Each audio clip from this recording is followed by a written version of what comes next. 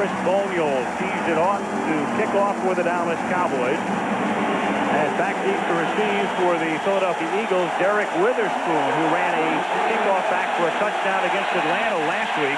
And Mark Sabe back there with him as well.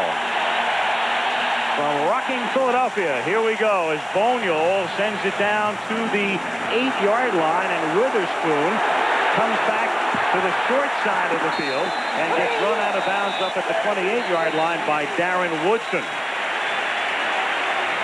Now the Eagles, guided by Rodney Peete, who took over for Randall Cunningham in Game 5 last year and is 12-4 in his 16 games as the Eagles starter.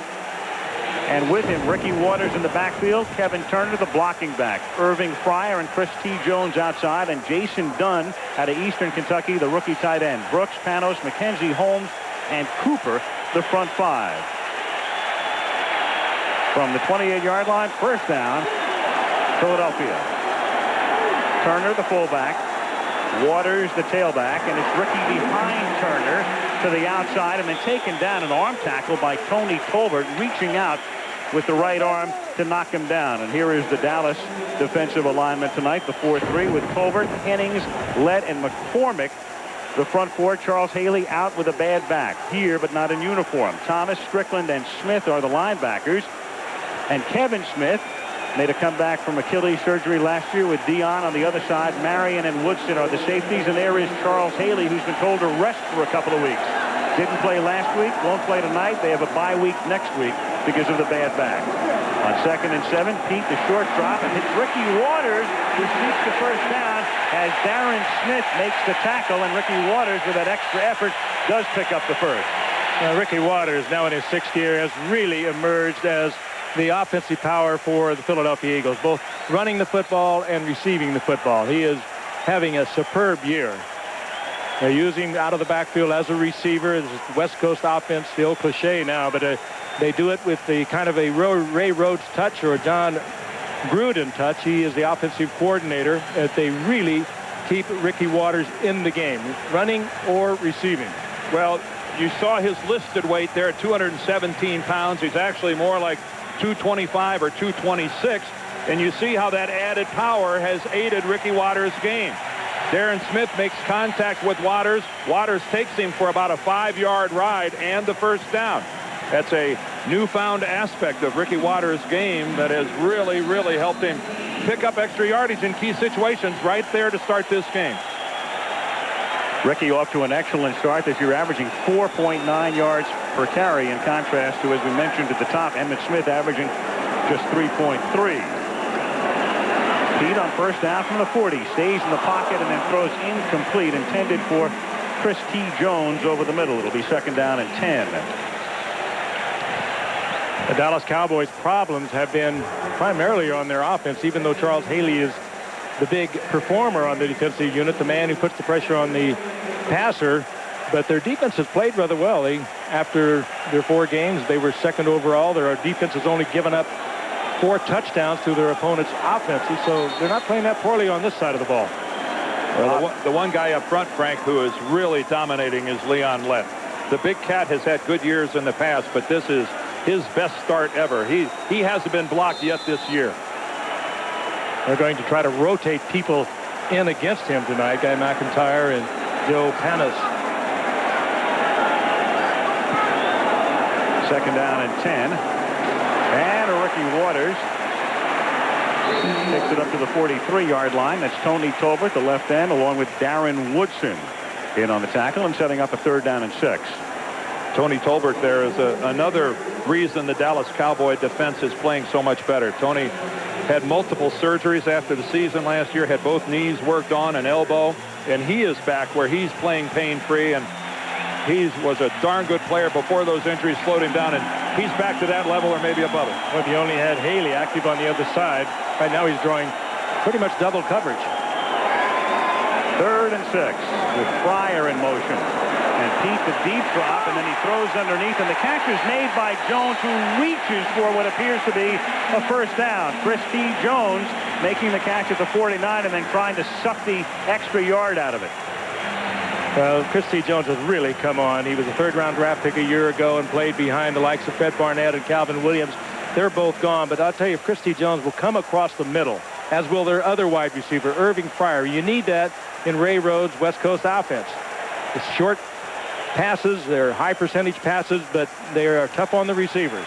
Joe Panos and Barrett Brooks both put a shoulder on Leon Lett, but he still drops Rodney Peete. Good job by Rodney of sitting in there, waiting for his receiver to make the break. And so far, 2 first downs for the Philadelphia Eagles, both on excellent second efforts. The first by Ricky Watters, the second one by Chris T. Jones. Those were 2 situations that could have ended up being punts.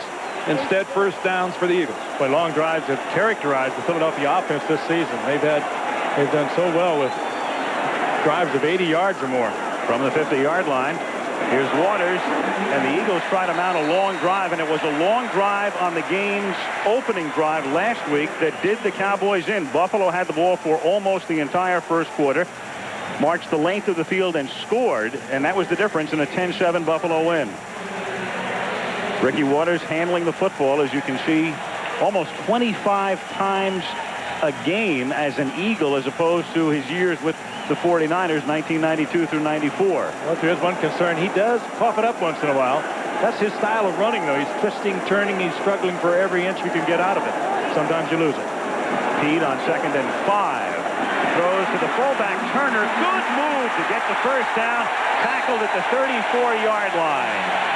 Broke a would-be Darren Woodson tackle that would have created a 3rd down, and instead he picks up Philadelphia's 3rd successive first down. And Barry Switzer thinking about last week's Buffalo drive, and this looks like a repeat right here. And go all the way back, Alan Frank, through the beginning of this season. If the defense has had a problem, it has been sloppy tackling and missed tackling.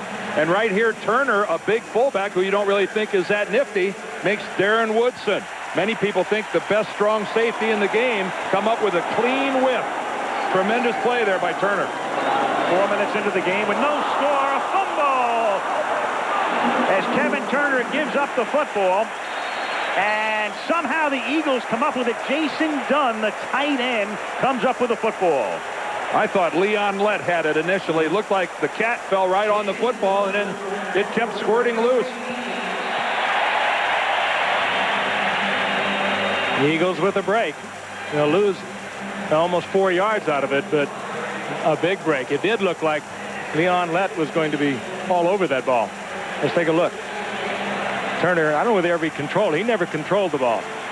Looking where he was going to run instead of making sure he had the football, he just never controlled it. Rodney actually got in there. Looked like Rodney Peete got in there and swiped the ball away from Leon Lett and kept it alive. This is a 2nd and 15, and that's knocked down at the line of scrimmage. That's the 9th play of the drive, and there is Leon Lett getting his big hand on it with 10-17 to go in the first quarter and no score. Thank you for not calling it a paw. Don't you get tired of people? He got his big paw on the ball. Put that baby to rest. He's 6'6". He's blocked a lot of kicks. He's deflected so many passes. He has an uncanny way of timing his jump against the quarterback's delivery. Well, he has just blossomed into such a complete player. 3rd down now at 15. 4 wide receivers sent out into their various patterns, and Peete has to step up and step out, and Rodney looking for the first down and runs into his own man before Brock Marion shoves him out. He ran up the back of Chris T. Jones, and he's out of bounds inside the 30-yard line, so Gary Anderson will come out on 4th down and attempt about a 47-yard field goal. This is right on the edge of what I think Anderson's range is. This is an area of the field where Ray Rhodes is a lot of time prone to go for field position instead of the points. Gary's been around a little bit. So many years with Pittsburgh, and years ago he kicked 155 yards, but that was about 11 years ago. It would not have surprised me at all to see the Eagles punt in this situation. 47-yarder on a very still night, and Anderson bangs it through.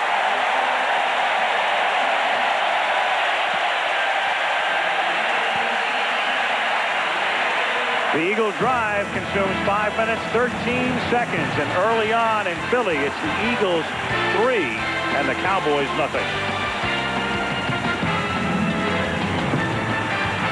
6-yard field goal officially. Herschel Walker, who played here in Philadelphia, back to receive the kick, and Tommy Hutton moves it into the end zone. And now a look at that Dallas Cowboy offense, missing several key components. They will get Michael Irvin back for their next game. His suspension ends tonight at midnight. Troy Aikman, 4 touchdowns and 4 interceptions, with Emmitt Smith and Darrell Johnson in the backfield. Kelvin Martin and Deion Sanders, the wideouts, and Bjornsson replacing the injured Novacek. Then Tuanay, Newton, Donaldson, Allen, and Williams, that famous front 5, each a Pro Bowl veteran, but a front 5 that's not playing quite in sync to the extent they have been in recent times. From the 20-yard line, first down, Dallas. And they begin with Emmitt Smith, who cuts behind a Johnston block and is tackled by Fuller after a gain of 5. 2nd and 5. Let's take a look at the Philly defensive unit with Fuller, Kevin Johnson, Red Hall, the ex-49er, and Mike Mamula, last year's #1 draft choice up front. The linebackers are Woodard, Willis, and William Thomas, who had 2 interceptions last week and 7 picks last year. Vincent, the ex-Dolphin, with Taylor. At the corners, Zordich and Brian Dawkins, a rookie from Clemson, who has won the starting job at free safety. And if you want to look at bad blood, go to William Fuller and Eric Williams. All night long. Yep. Here's Emmitt Smith going next to nowhere. Gets across the 25, setting up a 3rd down and 4 with 9 minutes to go in the quarter. Dallas is so big up front, and Philadelphia is trying to counter that. They're going to bring their safety up. Dan touched on it at the beginning. They're going to lock up Tony Vincent with Deion Sanders, not being terribly concerned with the other receivers, and then they're going to bring people up from the outside. The cornerbacks, the safety will be up. They're focusing on Emmitt Smith.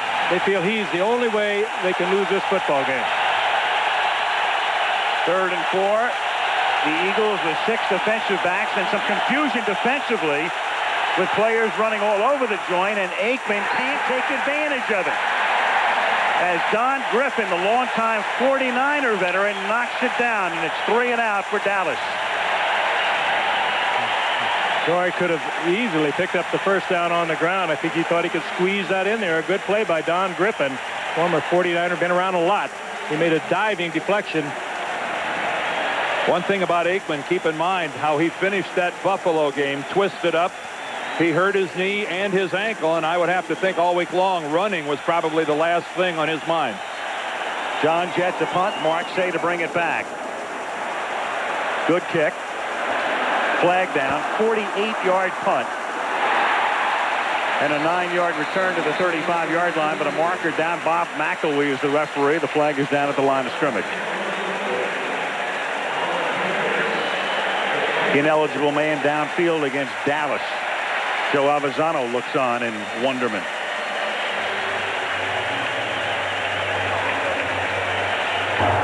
Ineligible down on the kick.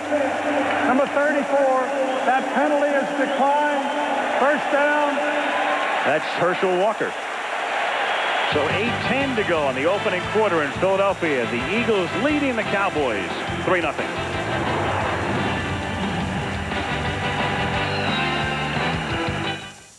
There you go. You know what, Grandpa? What? Oh, Mommy said that Grandma's pizza will make your heart burn. My heartburn. Oh, heartburn. Well, Your mommy doesn't know about my secret weapon for heartburn, Pepsid AC. See, I always take one before I eat your grandma's pizza.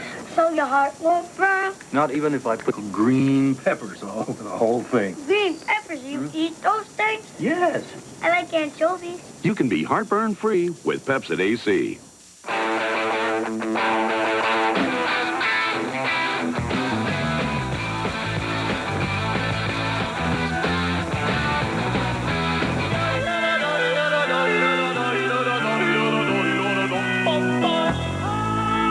South Philadelphia Veterans Stadium, facility that opened in 1970. As the Eagles on first down, Rodney Peete sets up the screen pass for Kevin Turner. It's incomplete. A lot of traffic there. 2nd and 10. Monday Night Football is being brought to you by the New Ford Expedition, the only way to get there. Dr. Pepper and your local Dr. Pepper bottler. Dr. Pepper is just what the doctor ordered. NEC, a world leader in multimedia technology. And Pepsid AC Acid Controller. You can be heartburn-free with Pepsid AC. Interesting, Dan. Leon led on the sidelines. Tony Casillas. They do shuffle him around, but this early in the game, you wouldn't expect You see the Cowboys defense without Leon. No, I agree, especially on a relatively cool night. Waters on an inside handoff on 2nd and 10 picks up a yard. Here comes the cat back out. And Casillas made that last tackle as Lett returns to the lineup. Maybe he had a mechanical problem of some type. He may have had some type of an equipment adjustment over on the sidelines. And Charles Haley there with the bad back, and it's been a recurring problem for Haley, and he will sit out tonight and maybe one more game after the bye week. 3rd down and 8 from the 37. Eagles leading 3-0. Pete protected well, finds the open man, the fullback Turner, wide open, big gain to the 21-yard line. Yeah, you just got to know that's something they picked up. That Dallas was doing a flaw in their defense on that given situation. It was a great call by John Gruden, the offensive coordinator. And they go to Kevin Turner. What a difference he's meant to this offense this year. They got it from New England a year ago. He was a good receiver and a good runner after he gets the football in his hands. Wide open, though. Well, the Cowboys blitz to that side, but when you run a blitz to a side, when the receiver comes out, somebody's got to come across the formation and pick him up. A blow by the Cowboys. 41-yard pickup for a guy who caught 52 passes as a Patriot 2 years ago. And now Waters knifes his way inside the 20 to the 19, tackled by Darren Smith with 6.5 minutes to play in the opening quarter, and the Eagles on top 3-0. I mean, Turner being a receiver is no secret to any team in this league. He has been a quality receiver for a long time. He played in New England, had over 50 catches 1 year there, had 11 for almost a 10-yard average coming into tonight. This guy is an extremely good lead blocker, but he's a fine receiver out of the backfield as well. That shouldn't have surprised the Cowboys. 2nd and 6 from the 18-yard line. Great protection. Pete has time, but the coverage is there as they try to go to Turner, but this time Broderick Thomas with him step for step. The linebacker covering him, blanketing him. The Eagles now in the red zone inside the 20-yard line.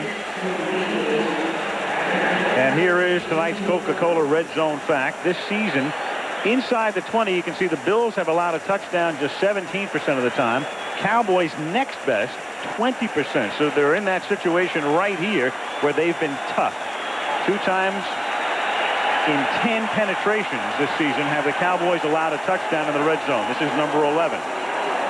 3rd down and 6 from the 18-yard line as Pete throws underneath. Chris T. Jones looks for that first down and pays the price, but gets the first down as he's tackled by Strickland.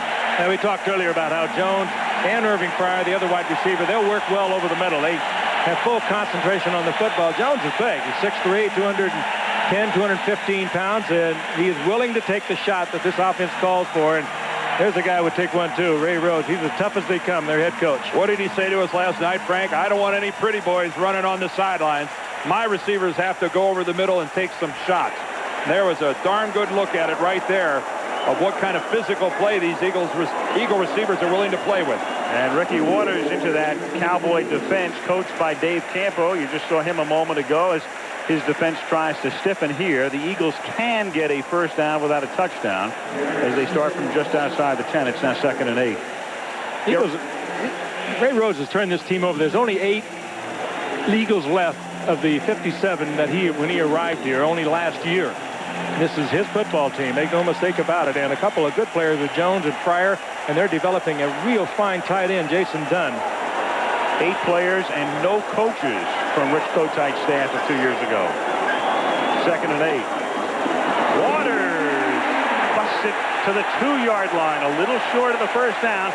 Strickland makes the tackle. It's going to be 3rd and about a yard for a first down, and maybe a little less than 2 for the touchdown. Well, when Ray Rhodes got to Philadelphia, he knew a part of his ball club that needed an overhaul and needed to get better was his offensive line. And look at the way this group has started. That's 73. That's Lester Holmes. Richard Cooper at right tackle. Panos pulls around the block of Raleigh McKenzie. And they're blowing the Cowboys off the ball. Did you see what they did to Chad Hennings, 95? They just took him 5 yards off the ball. 3rd and 1 as they spread out on a 3rd and 1. And Pete rolls out and then throws incomplete to Ricky Waters. A most interesting call here on a 3rd down and 1 with Randall Godfrey covering on the play. I can only assume that when he calls a pass on 3rd down, it's because he's planning on going for it on 4th. And that's what the Eagles are going to do. This is Ray Rhodes' decision, and he'll leave it up to It's really Gruden to make the call. I think that's a very good throw by Rodney. It looked like Ricky got his leg caught behind him and didn't really get much of an extension to make that catch. Will the Eagles go for it? We'll find out. In the meantime, they take a timeout. 3:53 left in the quarter. From the 1.5-yard line. And to Waters. And he scored. He broke the Darren Woodson tackle, and it wasn't the cleanest handoff you've ever seen. Ricky Waters making the decision to take it to the outside against the, well, Dan characterized him as one of the best defensive safeties, maybe the best at supporting the run, Darren Woodson, and he beat Darren Woodson. Coming into this season, most people would acknowledge that number 28 is the best tackling strong safety in the NFL. Ricky, this is all Ricky, bouncing it to the outside. Here's Woodson. He doesn't even make a dent on Ricky Waters. A dominating drive by the Eagles. Gary Anderson bangs it through after the 50th touchdown of Ricky Waters' career. 3:48 remaining in the first period as the Eagles score on a 4th down call, and first quarter for the Dallas Cowboys. They're already bloodied and bruised, down 10-0 as the kickoff is taken by Herschel Walker at the 7-yard line, and Herschel Walker has busted one as he takes it into Philadelphia territory to the 42-yard line. So just when the Cowboys needed to be jump-started, it's the ex-Eagle who does it, and Joe Avezzano exhorts him from the sideline. And the last kickoff he ran back for a touchdown, he ran back several, was when he was a Philadelphia Eagle. And still a great athlete. He had those great years in the USFL before he even came to the National Football League. Of course, very celebrated career with the Dallas Cowboys, Minnesota Vikings, Philadelphia Eagles, the Giants, and now back to his roots, the Cowboys. 49-yard return by Herschel Walker, and now Aikman to the air on 1st down, throwing, and it is caught by Kelvin Martin Amart. The once and present Cowboy started his career with Dallas, then went to Seattle and Philadelphia, was out on the street, but because of all of the problems, they bring him back, and now he's a starter. 16-yard gain. Significant, though, even though it's a completed pass, and it's really just a nice hook pattern right at the 1st down marker by Martin. Troy Aikman takes a shot. Mark Woodard hit him on the blitz. He ended up on the ground. This is a banged-up quarterback. He can't take a lot of that tonight. 1st down from the 28-yard line, and they give it to Emmitt Smith. He picks up a yard, taking it to the 27-yard line. Tackled there by William Fuller. Emmett Thomas is the Eagle defensive coordinator when Ray Rhodes got the job. One of his first hires was Emmett Thomas, who has been around. Did a great job in his game plan last week against the Atlanta Falcons, and Emmett Thomas is in that position where people are starting to talk about that he's going to end up being a head coach in this league. Well, of course, he had all those years with the Washington Redskins. Yeah. Ray Rhodes, unfamiliar with the NFC East, and he picked the man, Emmett Thomas, to guide his defense. 2nd and 9 out of a split back set with Emmitt Smith on the bench for the moment, and the pass is incomplete. James Willis helped to break that up on the blitz, number 50. When you blitzing the Dallas Cowboys, and in particular Troy Aikman, is something that people just did not do, because when they had Michael Irvin, when they had Novacek, they had the talent to make you pay. Now blitzing the Cowboys, as we've seen from the very beginning on our opening Monday night game with the Bears, has become routine. The Chicago Bears, Frank, are seeing more blitzes than anything else. Dan, someone wasn't where they should have been.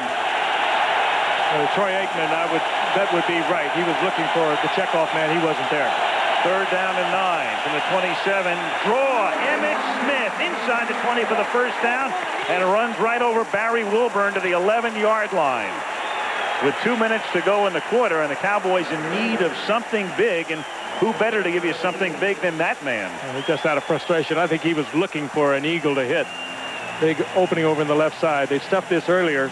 Just a zone block over there. And a good one by Mark Tuanay and Nate Newton. They opened a big hole. And watch this. Emmitt Smith just looking for someone to crunch.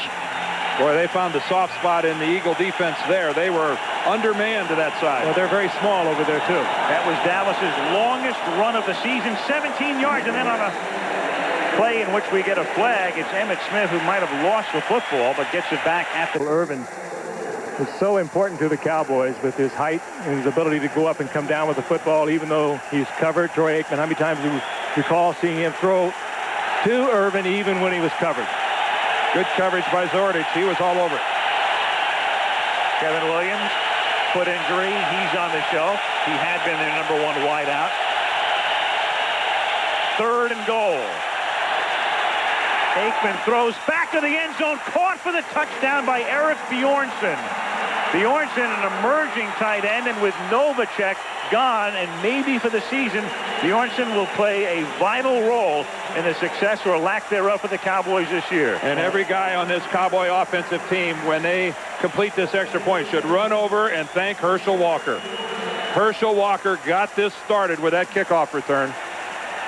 Took it out to the Eagles' 44-yard line. But Bjornsson has a good-looking career. He's a lot like the missing Jay Novacek. He was a wide receiver at Washington, has bulked up a little bit, big enough to play tight end. That's Bjornsson's first NFL touchdown, and Boniol's extra point is good. Well, he'll catch a lot more touchdown passes as long as they're thrown as beautifully as that pass was. Right where it had to be by Troy Aikman. Look at the delivery of this football. Perfect. 10-7. Philly. And Lynn Swan, the Cowboys have just answered after they trailed 10-0 to make it 10-7. And Chris Boniol to kick off in the waning seconds of the opening quarter. Derek Witherspoon from the 7, and the guy who ran back the kickoff for a touchdown at Atlanta last week is taken out of bounds at about the 26 by Brock Marion. But a good matchup in the AFC coming your way on Monday Night Football next week as we make our only visit to Arrowhead Stadium in 1996. And the Chiefs, with a mark of 4-1, try to rebound after yesterday's loss to San Diego against the Pittsburgh Steelers, who've now won 3 straight after their opening day loss to Jacksonville. And then Saturday we have college football as well. But it's the Steelers and the Chiefs from Kansas City next Monday night. Neil Smith gets to meet Jerome Bettis. Does, huh? That's right. Great game, good setting. From the 26-yard line, Ricky Waters takes the swing pass and gets shoved out of bounds by George Teague as the quarter expires. End of 1 in Philadelphia. The Eagles 10. And the Cowboys 7. And tackled at the 35-yard line, 2 yards shy of the first down. Darren Woodson makes the stop. The Cowboys this season have allowed an average of 238 yards per game. And as you can see in the first quarter alone, the Eagles with 115 total yards. Well, you can see the Cowboys at least got somewhere respectable with 55 yards. They had 6 after their first 3-and-out drive. And we're looking at a 10-0 deficit. 3rd and a long 1, and Waters gets 5. So a first down up at the 40-yard line. Monday Night Football is being brought to you by Miller Lite, 1996 World Beer Cup American Light Lager gold medal winner. The all-new Ford F-150, strength after strength after strength. And America Online, the future, now available. You've got mail. Do I? From you? From Uncle Big Al? I just thought I'd throw that out there. The Big E. First down from the 40. It is Rodney Peete having it tipped by Dunn, and then Dunn. Does he catch it? I don't know. No, he doesn't. One official had to come in. The umpire made the call and said no, it hit the ground. Well, Dunn was wide open. Once again, Rodney just had too much on it for Dunn to handle. Well, it was back behind him, too, Back Frank. behind him, and had to pivot back behind him to try to stab out his right hand for it. This is after the tip when he's going to try to gain control of it before it touches the ground, and I think that's a good call by the official. A lot of ball was on the turf. Yep. Second down and 10 from the 40-yard line. Here's Ricky Waters slicing his way up to the 45-yard line. It will be 3rd down and 6 with a minute and a half having gone by in the second quarter. The Eagles with a win would stay in a first-place tie with Washington. The Redskins are 4-1, and the Cowboys would drop to 1-4 going into a bye week. Waters last week, big game against Atlanta. That would not have been a popular pick at the start of the year, would it? That after 5 weeks, the Skins would be 4-1 and the Cowboys could be 1-4? Right. Philly first and Dallas last. 3rd and 6 from the 44. Pete gets sacked. Hard charge by Chad Hennings along with Leon Lett as they got a lot of penetration from the middle of the defensive front and forced Philadelphia to punt. As they have been doing all year, good solid play by the Dallas Cowboys defensively. Again, let's spotlight the big cat Leon Lett. Gets a good outside move on Panos. He's really not a factor in the play. It's Chad Hennings that comes in late to make the tackle, but Leon Lett will have to fight through 2 people every time he makes a move. Tom Hutton to punt. Kelvin Martin to run it back. And the left footer sends it skyward and angles it, and it's a beautiful punt, and it's fielded at the 6-yard line, so it's a 56-yard punt, and a flag goes down as the run back takes Martin to the 22-yard line. Bob McElwee will make the call here.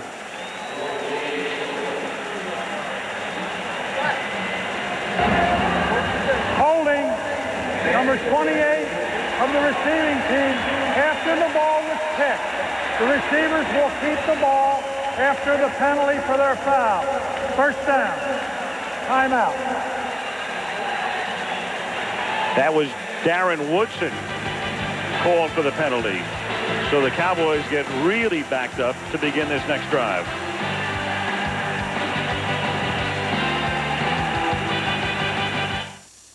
This is Ford Escort. It's new and it's nifty. It's made for the smart, the intelligent thrifty. It's new out and in, has airbags for 2. Even anti-lock brakes are available. Ooh, the trunk, it is huge to hold tremendous treasure. And if your treasure is of stupendous measure, the rear seat folds down to let bigger things in, still leaving room for your next of kin's kin. It has all the whatsits and gidgets, to put it concisely, and Escort's right price should suit you quite nicely. It's coming to your town. It's coming to your street. It's coming to your home. It's coming right at us. Twister. For sale on video October 1st. If more top mechanics use one motor oil over any other brand in their own cars and trucks, maybe it's time you changed your oil. Valvoline, the #1 choice of America's top mechanics. Do you want the real truth about the leading candidate? The City Sentinel writes, this candidate has the biggest mouth we've ever seen. The Daily Times writes, the one candidate that's openly for sale. And the Weekly Contributor says, the only candidate with truly great taste. Introducing the Miller Lite Big Mouth Can. It's the only big mouth can you can buy. No long-winded speeches, just easy pouring, great taste. Join the party. Choose Miller Lite. Life is good. And when you vote, life is really good.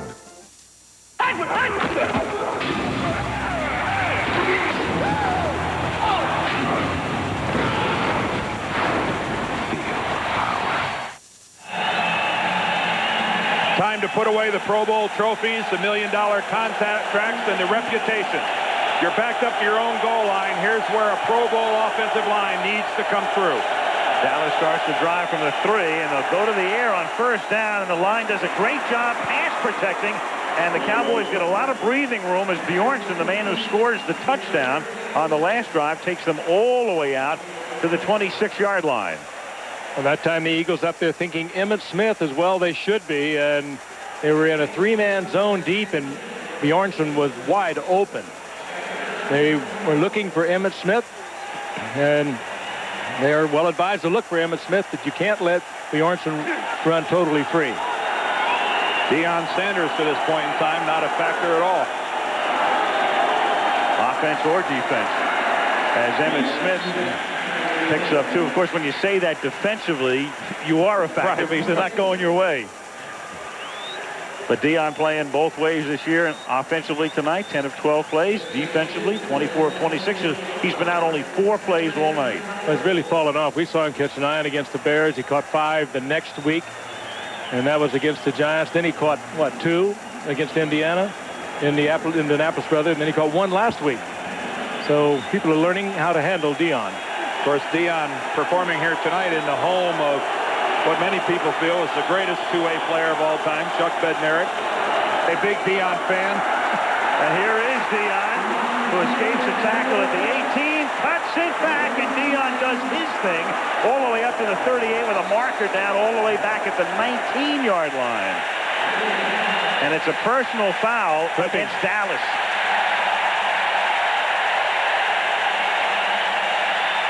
It might be against Troy Aikman.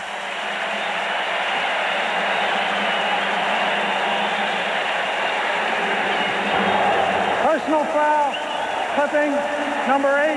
Yep. Offense, half the distance to the goal line, second down. Boy, it's been a long time since I've seen that, if ever. Clipping called on the quarterback. It's a good call. There's Aikman coming back on William Fuller.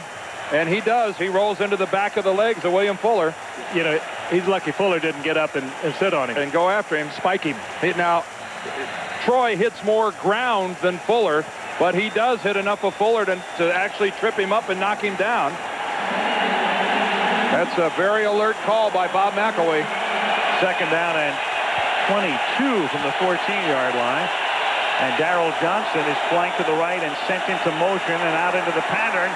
And Aikman's going to launch one for Dion, who gets position and makes the catch. He got inside Troy Vincent on a great one-on-one matchup and makes the catch. Troy had great position on him. And actually, Dion, I don't know what his vertical leap is, but it must be pretty incredible. He went so high to get this football. Troy Vincent, one of the great cover corners there is. To spin around, he's right there. He just couldn't get up there with him. Well, but he's getting no help to the inside from the safeties at all. The safeties are committed to the run. You're asking almost the impossible of a cornerback to take away all angles of the field against a guy like Deion Sanders. 39-yard reception, his longest of the year, and Emmitt Smith picks up a couple. The Cowboys this year do not have a 40-yard reception or a 20-yard run, which is amazing 4.5 games into the season. And that's one of the few times that they've been able to link up with Dion. In fact, the only time on a bomb. There's so many stats around this Cowboy team. It's been so strange. Their start this season with all of the injuries that, well, if you were to predict them before the start of the season, no one could have believed it. But they're in a position right now where they would be really pleased to go into that bye at 2-3. Herschel Walker in the game, flank left. Dion, after that long run, takes 2 plays in a row off, and they go to Walker. And the versatile one takes it to the 32-yard line, and a Dallas first down on a drive that commenced, you'll recall, back at the 3-yard line. So the Cowboys on the move with 9:15 to go in the half, and the Eagles leading by 3. Of course, there's a pattern that just has Michael Irvin's name written all over it. Michael, who can report to the Cowboy training facility tomorrow. His suspension over, and that's his pattern, that quick slant to the inside. And, of course, no quarterback in the game delivers the ball more accurately than Troy Aikman. Sanders back in the game, and they give it to Emmitt Smith, and he takes it inside the 30, picks up 3. James Willis, the middle linebacker, in on the stop. So the Eagles took an early 10-0 lead, but the Cowboys answered. Set up by Herschel Walker's long 49-yard return and the touchdown pass to Bjornsson. And now Dallas with 8.5 to go in the half. And Emmitt Smith coming out slowly and getting a breather here as Sherman Williams comes in. Have it 2nd down and 7 at the 29-yard line. And there's a little power, a little strength, but you gain quickness with Sherman Williams. Little toss to Sherman to the weak side, and a lot of room, and Sherman Williams. Emmitt's back up to the 14, and a first down behind a Moose Johnston block, and Smith in some pain. Yeah, Emmitt, I don't know that Emmitt came out just for a blow. You're right, Al. It looks to me like he's uncomfortable. It's a long list of things that are wrong. The neck, the ribs, the ankle, the knee.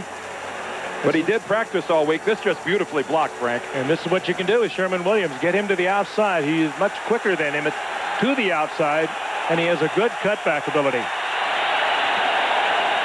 First down at the 14-yard line. Eagles nearly jump. In fact, they do. Flags go down. And it's Sherman Williams finding space in the middle of the 7-yard line, tackled by Bobby Taylor. Looked like Red Hall, number 97, fell across the line. Picked up about 7, so the question is, do you want it 1st and 5 or 2nd and 2 or 3? Offside, defensive nose guard. 5-yard penalty, first down. They'll take the 5, and that'll put them at the 9-yard line. And Dan, you called for a Pro Bowl performance by the offensive line. This drive started at the 4-yard line, and enough adversity in it, too. Troy Aikman called on the clip. They got big plays, and they've sustained it. It's that old saying, you dance with who brung you. Right now, without wide receivers of note, you have to fall back on short, accurate passes by the quarterback. But really, you have a dominating group up front. At least they have been in the past. They're trying to do it again. 1st and 5 after the penalty. Sherman Williams runs right into Bobby Taylor. Tackled at the 6-yard line. It'll be 2nd down and a long 2. Well, I'll tell you, it is really tough to run outside against an 8-man front, and that's what Philadelphia presented then. And don't you love cornerbacks, Frank, that are 6'3", 216 pounds like Taylor? And will hit you. This is a cornerback making a tackle like this, folks, not a linebacker. Look at this stick by Bobby Taylor. That's an outstanding tackle by a corner. Emmitt Smith is back in the game. 2nd and 2. Smith out of the eye. Emmitt Smith, touchdown, and Dallas takes the lead. Mark Tournay and Nate Newton, the left side. An awesome drive by the Dallas Cowboys. It started back at their 4-yard line. And what's that, number 99 or so for Emmitt? He's chasing 100, isn't he? Touchdowns. Officially a 96-yard drive and 99 rushing touchdowns for Emmitt Smith, who is 11 shy of the NFL record held by Walter Payton. And only in his 7th year. Good block by Moose Johnson out there. A really good block by you. You could almost name names going down the line. Armstrong had a good block. Allen came around the corner with another good one. So the Cowboys down 10-0, and a lot of people thinking RIP. And the next thing you know, with 6:32 to go in the half, it is Dallas 14, Philadelphia 10.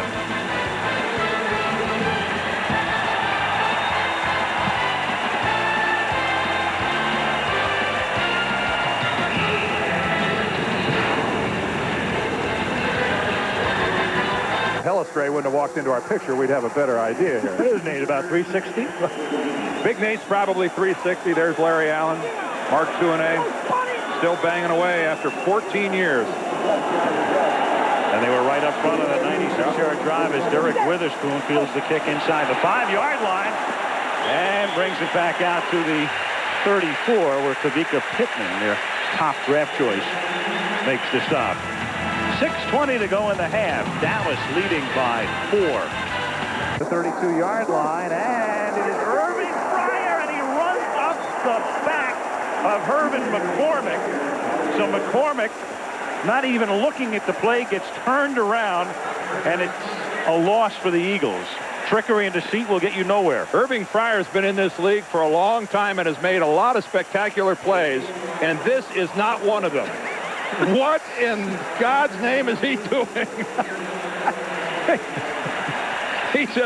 It's like he doesn't see Urban. Well, I wonder what McCormick thought. All I know is he didn't even know he was there. NFL film, Steve Sable, get ready. You'll have fun with that one. 2nd down and 14 as Rodney Peete has it batted in the air, and then it's caught by an Eagle lineman who somehow comes up with a football after it gets batted at the 32-yard line. And Bob McElwee will call for time. They're trying to talk about sorting something out. Was it caught? Yes, it was. Well, Rodney Peete is a guy who we thought a couple of years ago would be forever destined to be a backup quarterback. Jency's taken over this team. He's 12-4 in his last 16 starts. That's the best record of any quarterback in what, the National Football League? Over that period of time as a starter. 16 games. Third down and 10 from the 32-yard line as Pete throws a wobbler, and it's picked off by Deion Sanders, and then he shovels the ball off to George Teague, and the Cowboys are back in business at the 34-yard line. Well, and Rodney Peete goes down. Well, that's a pattern you wouldn't expect Rodney Peete, who's not really a strong-armed quarterback, to challenge Deion Sanders. Is that turn into the sideline? That you're talking about the cornerback with the greatest burst to the football in the National Football League. And guys like John Elway and Dan Marino aren't interested in challenging him on that pattern. Rodney should have read that right away. Yeah. He had all kinds of blue jerseys over there. And Deion was in perfect position. He had help deep. He was going to play that tight. Rodney should have read that better. Sanders' first interception of the season, so Deion, the recipient of a 39-yard pass, and then an interception on the next series. And it's Emmitt Smith on first down, taking it to the 30. As we take another look at the Rodney Peete interception by Sanders. Look at Sanders' perfect position. He's reading the receiver, and now he looks back into the quarterback. He had Brock Marion underneath that, but it was a bad read by, no question, by Rodney Peete. The Cowboys got in trouble last week against Buffalo when Woodson tried to lateral, and they ended up losing the ball. Right there is the hit by, well, guess who? Leon Lett all over Rodney Peete. Second down and 6 from the 30-yard line. With Johnston in motion. And Aikman looking one way then the other. Emmitt juggles, can't hold on. Incomplete.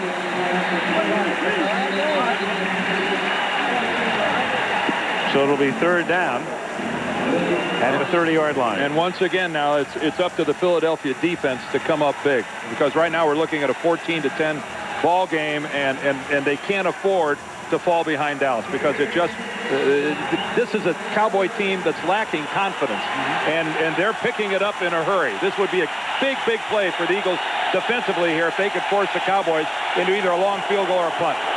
It'll be the Eagles lacking confidence if Dallas goes in for a touchdown, because they've already blown a 10-0 lead. And on 3rd and 6, it's Emmitt Smith, and the Eagle defense rises up to stop him at the 29 and set up about a 47-yard field goal attempt for Boniol. Well, that would not be a call you would even consider for Michael Irvin here, or for that matter, Jay Novacek here. And this is what the Cowboys offense has got to do because they're not out there. And that's not a wasted play, but certainly one you wouldn't call if you had the receivers that you should have on the field. A pretty routine dive off the left side by Emmitt Smith. You're right, Frank. I think you're 100% correct. 47-yard attempt for Boniol as Jet puts it down, and the kick is long enough and good. Chris Boniol boots it through, and the lead is extended thanks to a Deion interception, and Boniol adds 3 to make it Dallas 17. And down the field is Boniol's kick. Comes into the arms of Derek Witherspoon at the 3-yard line. And he runs into Darren Woodson and feels it up at the 24-yard line. Thursday night right here on ABC. Take a peek. An all-new episode of Hot. They did. I think this is a very important drive for the Philadelphia Eagles. They've had this game kind of taken away from them here in the second quarter. They had control of it in the first quarter, and they would like to get it back. With Dallas up by 7, Turner makes the catch over the middle. Up to the 30-yard line. I think an Eagle drive here can be measured in terms of things other than points. At the very least, they need to keep this ball long enough and move it far enough to not give Dallas another scoring opportunity before the end of the first half. Even if they go into the locker room down 17-10, I still think they will have accomplished something offensively. 3 and out, giving it back to Dallas could be disastrous for Philadelphia. 2:44 left in the half. 17-10 Dallas. Peete on second down and 4. Throws underneath. Waters makes the catch. Nice move, and that nets him a first down, breaking a George Teague tackle. Great move by Waters. Excuse me, Al. He knew exactly where that first down mark was. planted the foot, dove the distance for the first down. He's having an extraordinary year. He credits it really to a new lifestyle. He's become a very spiritual young man. He's changed his whole life around, put on a lot of weight, and he's having a fantastic year. Coming up to the 2-minute warning, first down from the 36-yard line, and Ricky Waters sliding, looking, turns it back, minimal gain. And a 2-minute warning comes with exactly 1:57 on the clock. That much time left in the half at Veterans Stadium in Philadelphia, where the Cowboys are up by a touchdown.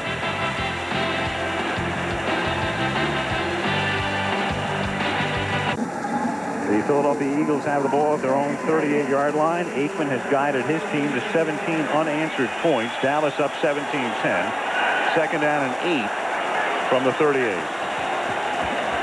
Rodney Peete under pressure, and Tolbert is able to break through and sack him, and it's a lost football, and Dallas has it. Broderick Thomas comes up with it. When Rodney Peete is grabbing his knee, Rodney Peete is hurt. And he opened the season with an injured knee, and he's grabbing that right knee right now. Oh boy, Tony Tolbert just wiped out Richard Cooper over the right side of the Eagles line, and Peete had no shot at all. Ooh. Oh, and Rodney just collapsed right there. When Rodney went down in such pain, actually put the ball down on the turf himself and left it there as he clutched his knee. He was just trying to take a step forward, and the knee just collapsed. You mentioned it was, we're not sure he was going to be able to open the season. He injured his knee in preseason. In fact, he missed the last preseason game. He injured his knee in New England. There's some question whether he'd start against Washington, but he did. He just planted his right knee, and they just gave way on him. And when you look at the Eagle bench, next up is Ty Detmer with almost no experience. And their third quarterback is Bobby Hoying, a rookie. He was 4 years with the Green Bay Packers, which means he's familiar with this offense, Ty Detmer, but he only was 6 for 11 behind a very durable Brett Favre. Former Heisman Trophy winner. So Detmer loosens up. The crowd is stilled with 1:50 to go in the half.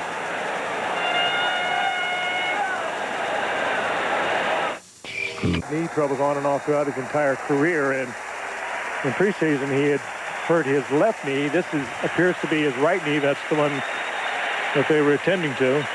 Well, Jeffrey Lurie looking on. A double dose of disaster for the Eagles. Not only is their starting quarterback carted off the field, but a turnover at the same time. Again, watch him right here as he plants his right leg, and something just buckles, gives way. Rodney goes down, but that is still a live football, and he just dishes it out right in front of him and instinctively grabs for that knee. And the double whammy, the loss of their quarterback, and now with 1 minute and 50 seconds left, Dallas gets outstanding field position deep in Philadelphia territory. And again, we talked earlier, Al brought it up, 12-4 as a starting quarterback since October 1 of last year. Only Steve Bono has done better.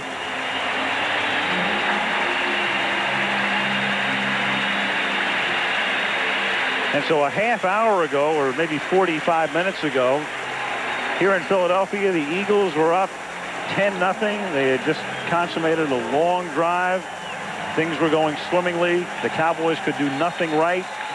The Eagles appeared to be unstoppable in quest of the fourth win in 5 games, and now they're down by 7. They've lost their quarterback, and they've lost the football near the end of the first half. And now Ray Rhodes and Emmett Thomas ask an awful lot of their defensive unit. From the 31-yard line, Aikman, and that's caught by Dion, who's out of bounds near the first down marker, and it appears they will give it to him as they spot the ball inside that marker at the 20-yard line. And Troy Aikman was given all the time he could have ever wanted. He looked right, he went back to the left side, he looked up the middle, and finally he had enough time to go all the way back to the right side and hitting Dion. Dion working over there against Troy Vincent. Dion breaking back. Meanwhile, Troy having all the time in the world to get it to him. Ernie Zampese, the offensive coordinator. Joe Brodsky, the running backs coach, from the 20-yard line. Emmitt Smith takes the toss, and Emmitt Smith to the 11-yard line, and now it's the Cowboys who look unstoppable. They look like the old Cowboys. Darryl Johnston with a block.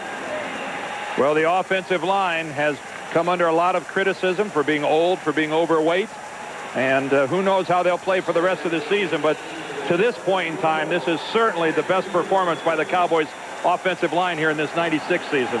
They are beginning to look like last year's group. 2nd down and 2 from the 12-yard line, and it's Smith. Nowhere to go. Knocked down at the 13 by Michael Zordich. Well, Red Hall that time beat Nate Newton. That's why that's a dead play. Hall gets upfield, he whips Newton, and that makes it dead. Dallas takes a timeout with 59 ticks left, and let's get an update from New York and Chris Berman. Chris? All right, Al, thank you. Well, coming up on our Toyota halftime report, you'll be visiting with All right, Chris, and back in Philadelphia, the Dallas Cowboys just taking that timeout, 3rd down and 2 at the 12-yard line with 59 seconds remaining. Barry Switzer watching his team erase a 10-0 deficit, now leading 17-10 and looking for more. Herschel Walker split left. Sanders in motion. 3rd and 2. The fake to Dion on the end around. Then Moose Johnston gets taken down. A big defensive play by James Willis and the rookie Brian Dawkins. And Dallas will settle for a 3-point attempt. Again, the Philadelphia defense has risen to the occasion into forcing the Cowboys to kick the field goal. Beautifully, defense stayed home. Willis stayed home on the backside. Fuller with the pressure. And they never allowed Johnston to get turned upfield. Darryl, who's very good running after the catch, was never able to get his shoulder pads turned up the field. 31-yard attempt. Jet puts it down. Bonio bangs it through. So the Pete fumble and the recovery. And Emmitt Smith and the Cowboys have reeled off 20 unanswered points. And now lead it by a score of 20-10. And guys, it's very early in all of that, but if the Dallas Cowboys somehow get it righted, win the game, get Irvin back, and become the old Cowboys, you'll look back, I think, to Herschel Walker's run back tonight. Down 10-0. There are plays that make huge differences, and he jump-started them with that run back. I'll take that 96-yard drive, too, Al. I think they'll look back. If all those things that you mentioned happen, they can look back towards the end of the year and say, that was a very defining moment for our football team. That 96-yard drive was extraordinary. Well, 10 points is still 10 points, and we have seen the Cowboys here in 1996 surrender leads of greater than that. Weren't they up 17 to Indianapolis? 18? And away that went. But again, Al, I think, hit a home run with this one. You're right. It's Herschel Walker that got this thing lit up and maybe gave this team some hope that we can get something done.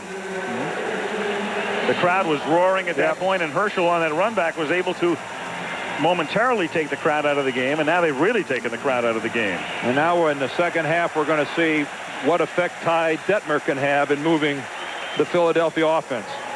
Ground ball kickoff. Earlier with the offense, he was with offensive coordinator John Gruden up in Green Bay, where, again, he sit on the bench most of the time because Brett Favre is a very durable quarterback, and John Gruden and Ty Detmer looked like choir boys. And the other quarterback on the Eagles roster, who listed as their 3rd quarterback, Bobby Hoying, the rookie from Ohio State, who hasn't seen any action in the NFL. 1st and 10 at the 40-yard line. Detmer throws a little behind Irving Fryer, but he's able to reach back and make the catch, and there is Hoying. It's not a bad call, just to kind of get his feet wet. He doesn't have to worry about it sitting in at halftime. Hey, I can complete this ball out there. That's a good call. About 8 seconds left in one play, and Jerry Jones will be along at the half, feeling a lot better than he did at the end of the quarter. We'll talk to Jerry, obviously, about Michael Irvin. Michael able to come back. He can start practicing, I guess, theoretically at midnight. His suspension ends after this game. But meanwhile, the right knee problem, Rodney Peete, obviously a problem, and they're saying that he is gone for the night. That word coming up from our producer, Kenny Wolf, down in the truck, along with Craig Janoff, have been manning the helm here for a decade now. Long time, guys.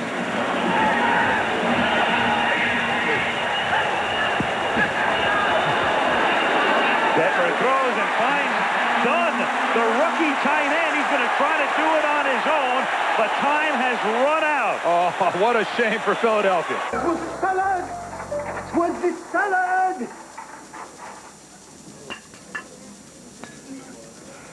Je suis mort. Le petit mort. Gabe Lane's the star of Monday Night Football in Broomfield. You'll see after the game. And as we start the second half at Veterans Stadium, the Cowboys to receive, and Herschel Walker with the big run back to get Dallas restarted in the first quarter. Brings it back out to the 32-yard line, and Brian Dawkins makes the tackle. And now the Cowboys with Troy Aikman coming out to the 32 as you look down at Veterans Stadium in Philadelphia, where last year this was the scene of the infamous for Dallas 4th and 1, or as Barry Switzer likes to put it, 4th and a foot. Yeah, don't say 4th and 1 in front of Barry. 4th and a foot, he reminds you. Said if it was 4th and 1, I wouldn't have gone for it. Aikman from the 32 dumps it over the middle to Emmitt Smith. A lot of room and a first down on the 12-yard pickup. And let's get an update from the field and Lynn Swan. Lynn? Thank you, Al. I talked to Ray Rhodes as he came out of the locker room, and he talked to Rodney Peete and the trainer. Said Rodney is in a great deal of pain. He didn't get all the details from the trainer, but said not only will he not be back in the ball game, but there could be a season-ending injury for Rodney Peete. He also said that Ty Detmer is his man. He's got some talent. He's got to give it up this night and played well for the Eagles. Al? Well, a drastic change in what's taken place from midway through the first quarter to right now as Emmitt Smith goes nowhere on first down. Greg Jefferson, backup defensive end, makes the stop. And for Dallas, a chance to answer a lot of questions about the conditioning of this football team. They had a lot of injuries during training camp. Remember, we were down in Monterrey, Mexico, and they had the dream team, as they called it, that was back at the training camp because all of them were so nicked up, and consequently they didn't get a chance to work much during training camp, and they were not in very good condition when they opened against Chicago, but they've had an opportunity, I think, to play themselves back into shape, and now they have an opportunity to show that. And 3 of those guys are on that offensive line.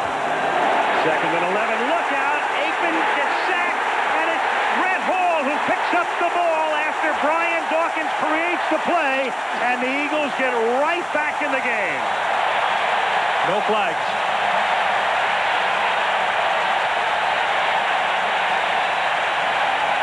You notice that on the play before, James Willis came on a blitz up the middle.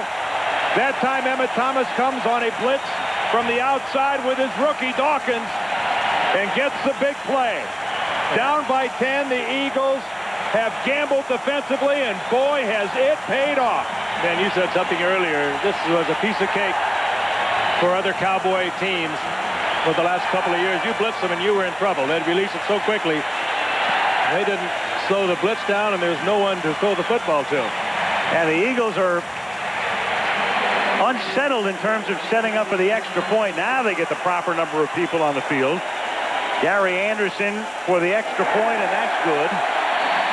32 yards on the interception that was created by the Dawkins hit. Paul takes it in, and Dawkins, the rookie, supplanting the veteran Eric Zomold, who got waived.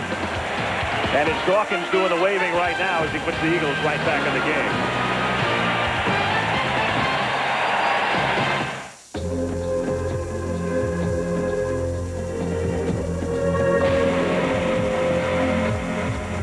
It's about time.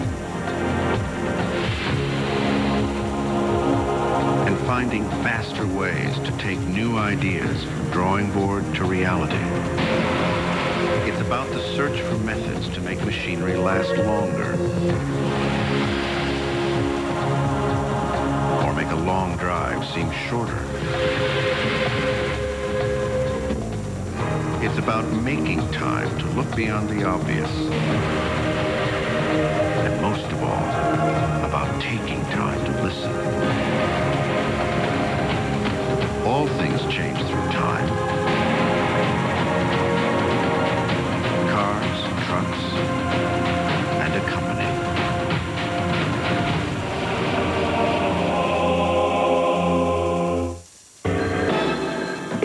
Freshness Hotline, what's the problem? Man, my party is lame. I think I got some skunky beer. Sir, relax. When was your beer born? Born? What are you talking about? It doesn't have a born-on date? A what? Do you have any Budweiser? No, man, you gotta help me. Okay, remain calm, sir. We're on our way. New Born on Dating from Budweiser, because fresh beer tastes better. No!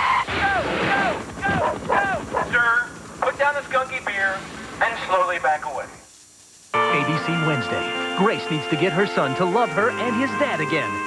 And for good reason. You know, those Menendez boys did not stop at their dad. Grace, ABC Wednesday. Well, the crowd back in it, the Eagles back in it, and the kickoff sends Herschel Walker 5 yards into the end zone for the kneel down. As we were talking to Ray Rhodes last night about Brian Dawkins, he said he gives me the best range, the best cover, but more importantly, he's the best playmaker that I have at safety. And no bigger play will Mr. Dawkins make in the near future than that one against Troy Aikman. Red Hall dances into the end zone.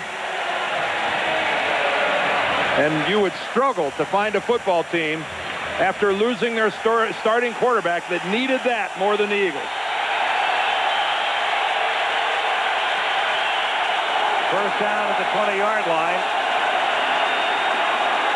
And Emmitt Smith picks up 4. Monday Night Football is being brought to you by the new Dodge. It's about change. Circuit City, the choice for price, selection, and service. And Brewery Fresh Budweiser, who reminds you fresh beer tastes better. Well, the Eagles back in it, the crowd back in it. Emmett Thomas and John Gruden looking on, but the news on Rodney Peete is not good at all. Torn patellar tendon in the knee, surgery tomorrow, most likely. Second down and 6 as Emmitt Smith takes it up to the 27-yard line, tackled by Zordich.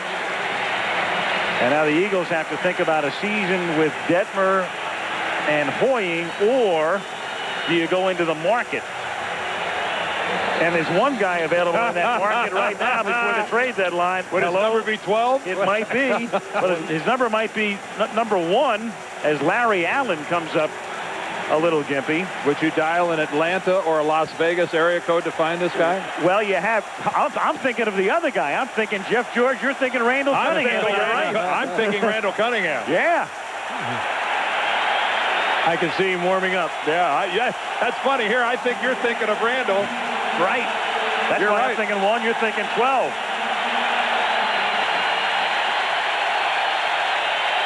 Larry Allen going off. We'll get word in a moment as George Hegeman takes his spot. And it's third down and 3 for the Cowboys at the 27-yard line. Look out. There's Mamula. Mike Mamula knocks Aikman down. Incomplete pass, 4th down. Well, this is the man they wanted to step up defensively. He's been struggling over the past few weeks. And he makes a key hit, forcing Troy to get rid of that ball long before he wanted to. Well, Frank, as you well know, if you're going to play defensive end in this league at 250 pounds, you better be fast. And Mark Tuinei gets distracted back to the inside and really makes a very poor attempt at trying to put anything of substance on Mamula. Eagles should get this ball back in pretty good field position. John Jett to punt it. And he gets that one up into the jet stream. Good kick. 48 yards, fielded by Mark Shea, who returns it to the 32-yard line.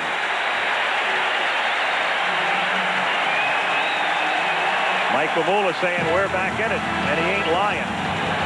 3 minutes into the third quarter, it's Dallas by 3.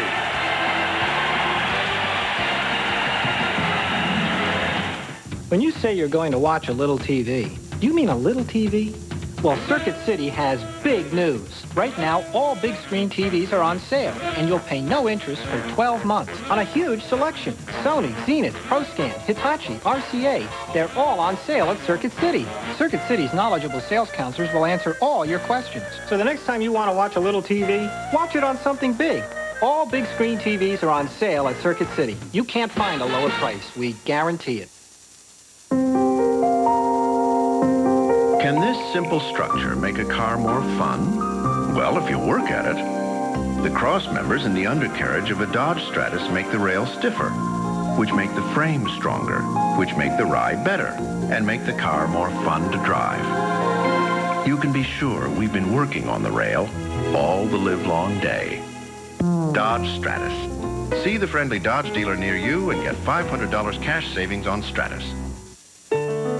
Their goals are as basic as a first home, an education, a secure retirement. Yet they own over half of all the stock in America.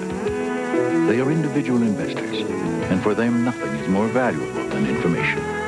Today, NASDAQ is delivering news about companies, performance tracking, even timely stock quotes, instantly.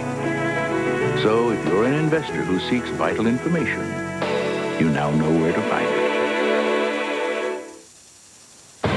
ABC's NFL Monday Night Football, brought to you by NASDAQ, providing vital investment information to America's individual investors.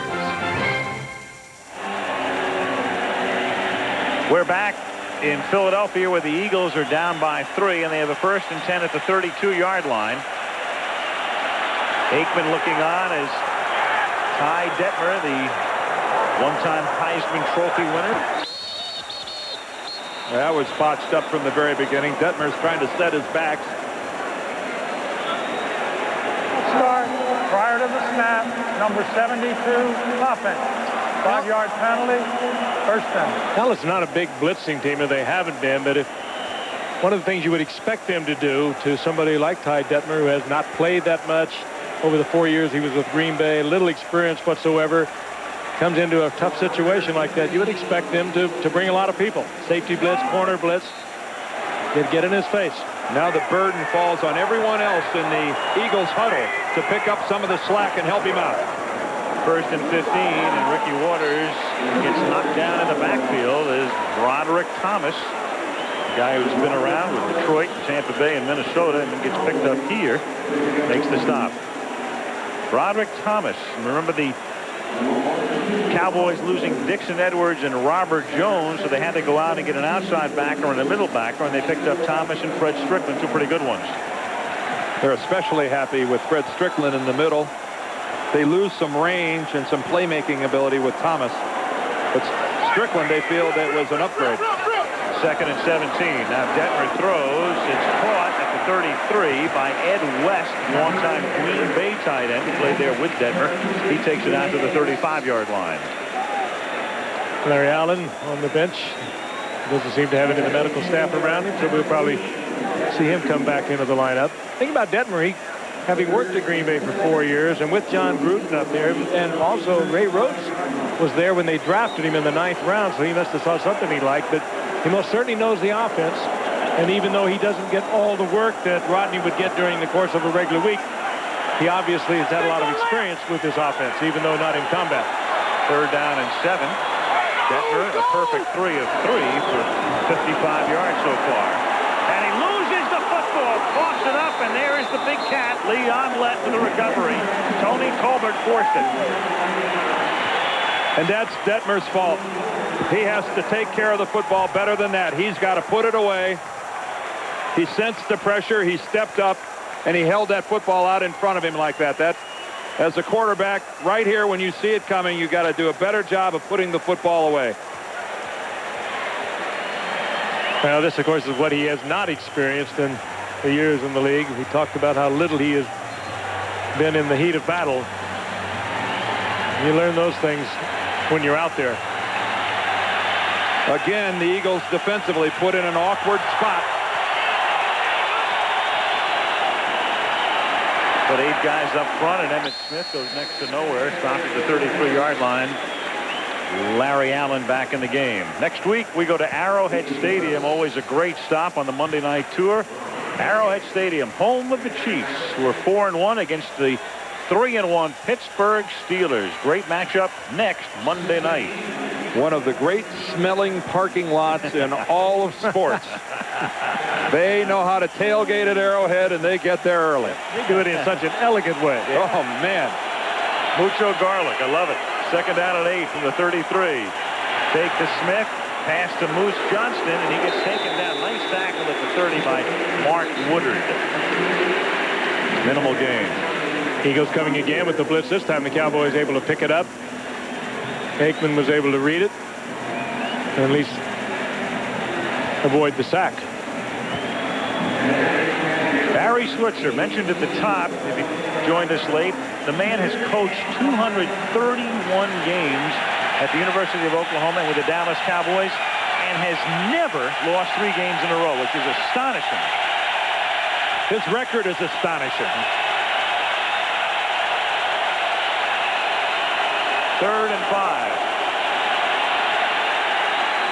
And it's caught by Dion over the middle, picks up the first down with extra effort, breaking a couple of tackles, and picks up a first down inside the 25. Nifty running by Dion after he caught the football, hurdling one tackler and focusing on the first down. Had his eye on the sticks, and he got there. Boy, he was awfully close to giving it back, though, wasn't he? He gave up some yardage in an attempt to get to that first down marker. Right here, it takes a pretty extraordinary athlete to be able to do something like that. He jumped right over Zordich. Sure did. From the 23-yard line on first down. Smith to the short side of the field. And Emmett has a first down. Takes it to the 12-yard line. Brian Dawkins makes the tackle. And once again, it's a Darrell Johnston block. Well, here's our prudential fact tonight. As you look at Deion Sanders all over the joint on both sides of the ball. And a man who has scored touchdowns in 5 different ways. Interceptions, receptions, kickoff returns, punt returns, and a fumble return. Bill Dudley, back in the 40s and early 50s, scored 6 different ways. And Deion could tie him when and if he scores a rushing touchdown. You notice that Larry Allen's back in the ball game. He had the big block on that last run by Smith. Here is Smith to the 10-yard line. If you're thinking that you have seen Deion score a rushing touchdown, you are right. But it was in postseason last year. Oh, boy, are we on top of it? Oh. Yeah. You know, I facetiously mentioned in the first half about Chuck Bednarik being a big fan of Deion. Yeah. He's, I think, as most people are aware, has been highly critical of Deion Sanders and doesn't think that he deserves to be credited with being a two-way player. Not at least the way they used to do it. Chuck can be an angry guy. 2nd and 8. And Troy Aikman steps out of bounds. The play coming up now for Dallas. 3rd down and 5 at the 7-yard line. Cowboys up 20-17. 6:47 remaining in the 3rd quarter. Boy, this was Novacek country before he went down with the injury. Got Johnston split out. Now he comes back. Crowd making it difficult. They're going to have to take another timeout. That's a crowd-induced timeout. Well, that's a confusion-induced timeout. Darrell Johnston was not where Aikman thought he was supposed to be. Back-to-back timeouts.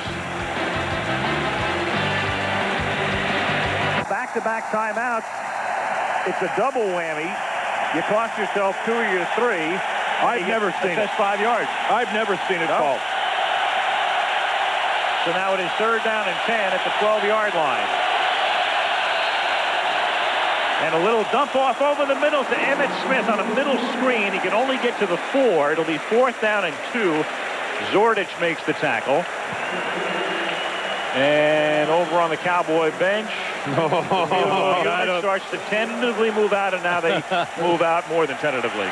Well, again, you have to give a great deal of credit to the Philadelphia defensive team.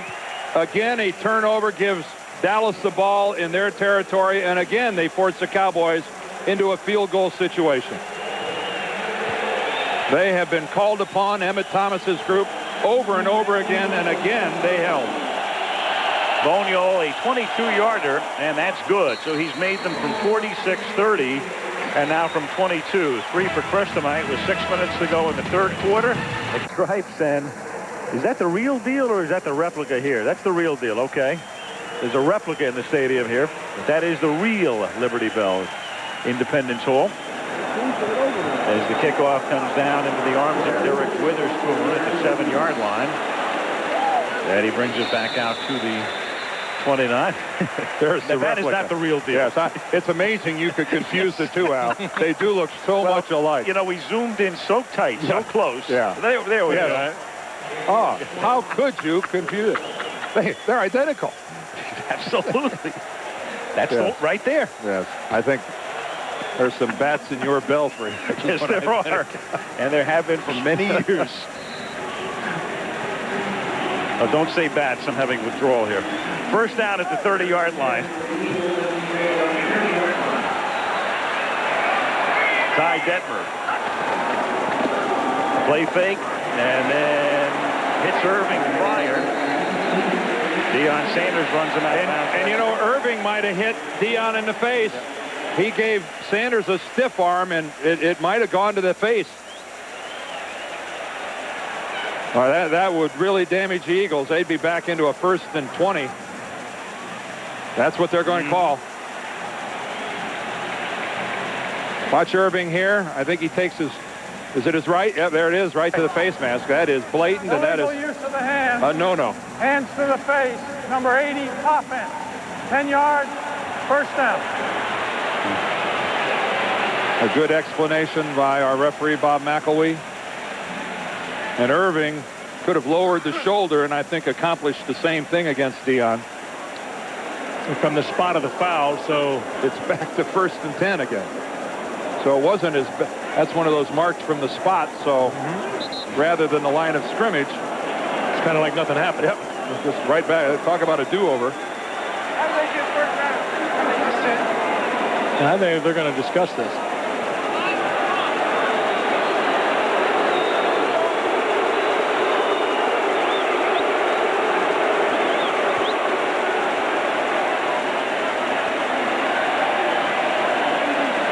There we go. Penalty is 10 yards from the spot of the foul. Illegal hands to the face, 10 yards, first down. 1st and 20. We got it now? No, from the spot of the foul. Well, let's see. So it's to the 24-yard line. Yes, because so 1st and 16. He put the hands to the face about 4 yards, 5 yards from the yard line. Right. 1st and 16 now for Philadelphia at the 24-yard line. 5.5 minutes left in the third quarter. And back to the ground game, and Waters up to the 30-yard line. I tell you, Ray Rhodes gets as much out of a team as anybody. As Roderick Thomas is a little slow in getting up. He's tough. I mean, he looks tough. He is tough. He talks tough. He appeals to the player's manhood. I mean, this guy can take testosterone levels to brand new heights in pregame talks. But yet there's a great deal of compassion there, and these Eagle players would run through a wall for Ray Rhodes. There's some very colorful attributes to go with it. Let's see. A very likable man. 2nd down and 10. Unless he gets mad at you. It's 3rd and 10. Tipped by Tony Tolbert. But he may have done more with less last year, and it was reflected in the fact that he won several Coach of the Year awards. Well, how does Ray Rhodes take defeat? Every week we sit down and talk to head coaches around the league in preparation for our game. Before we could ask Ray a question last night, he sits down and basically apologizes to us for the way they played in Green Bay. And that's a first, a completely unnecessary, but that is the way this man thinks about the game. And Woodson sacks Detmer. The ball is loose at the 20-yard line, and Philadelphia comes up with it. So that's the good news. The bad news is they're forced to punt on 4th and long. And we talked earlier about what you do when you get a young green quarterback.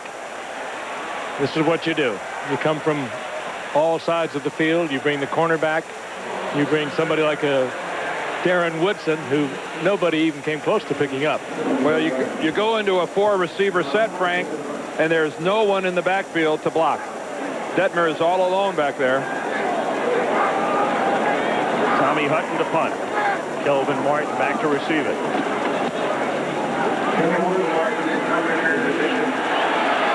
47-yard boot. And a 9-yard return up to the 41-yard line with 3 minutes and 55 seconds remaining in the third quarter. Until they expose Detmer like that many more times, they're going to need another quarterback. We talked about Heisman Trophy winners. Take a look at the last four. Andre Ware had an undistinguished NFL career and is not in professional football at the moment. Then there's Detmer. Gino Torretta has had a completely undistinguished professional career, and he's out of football. And Charlie Ward's playing basketball for the Knicks. And there are your last four Heisman Trophy winning quarterbacks. You've been asking a lot of the Eagles defense. This is where over the years we've seen the Cowboys assert themselves with that 320-pound plus offensive line. The Eagles defensively have been playing a long time, and they're undersized, and this is where the Cowboys have started to really flex their muscles and dominate. Well, they give away so much in weight at the line of scrimmage. They have to do it with quickness and with toughness because they are giving away 20, 30, 40 pounds to a man up there. And Sherman Williams is in spelling Emmitt Smith. He carries for 4 right there. There is Emmitt getting a breather. Yeah, the average differential up and down the line is in excess of 40 pounds. Blitz, flag, Sherman Williams. Run out at the 48-yard line. Heavier than that. Nate might be 30 pounds heavier than that. Maybe those are kilos. And the fullback, Daryl Johnston, who usually winds up blocking a linebacker, he's bigger than all 3 of the Eagles' starting linebackers. So it begins to tell about this point of the game.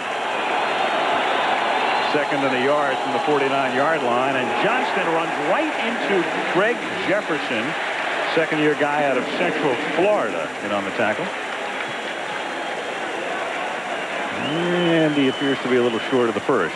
Boy, nice play. Just an excellent play by Jefferson.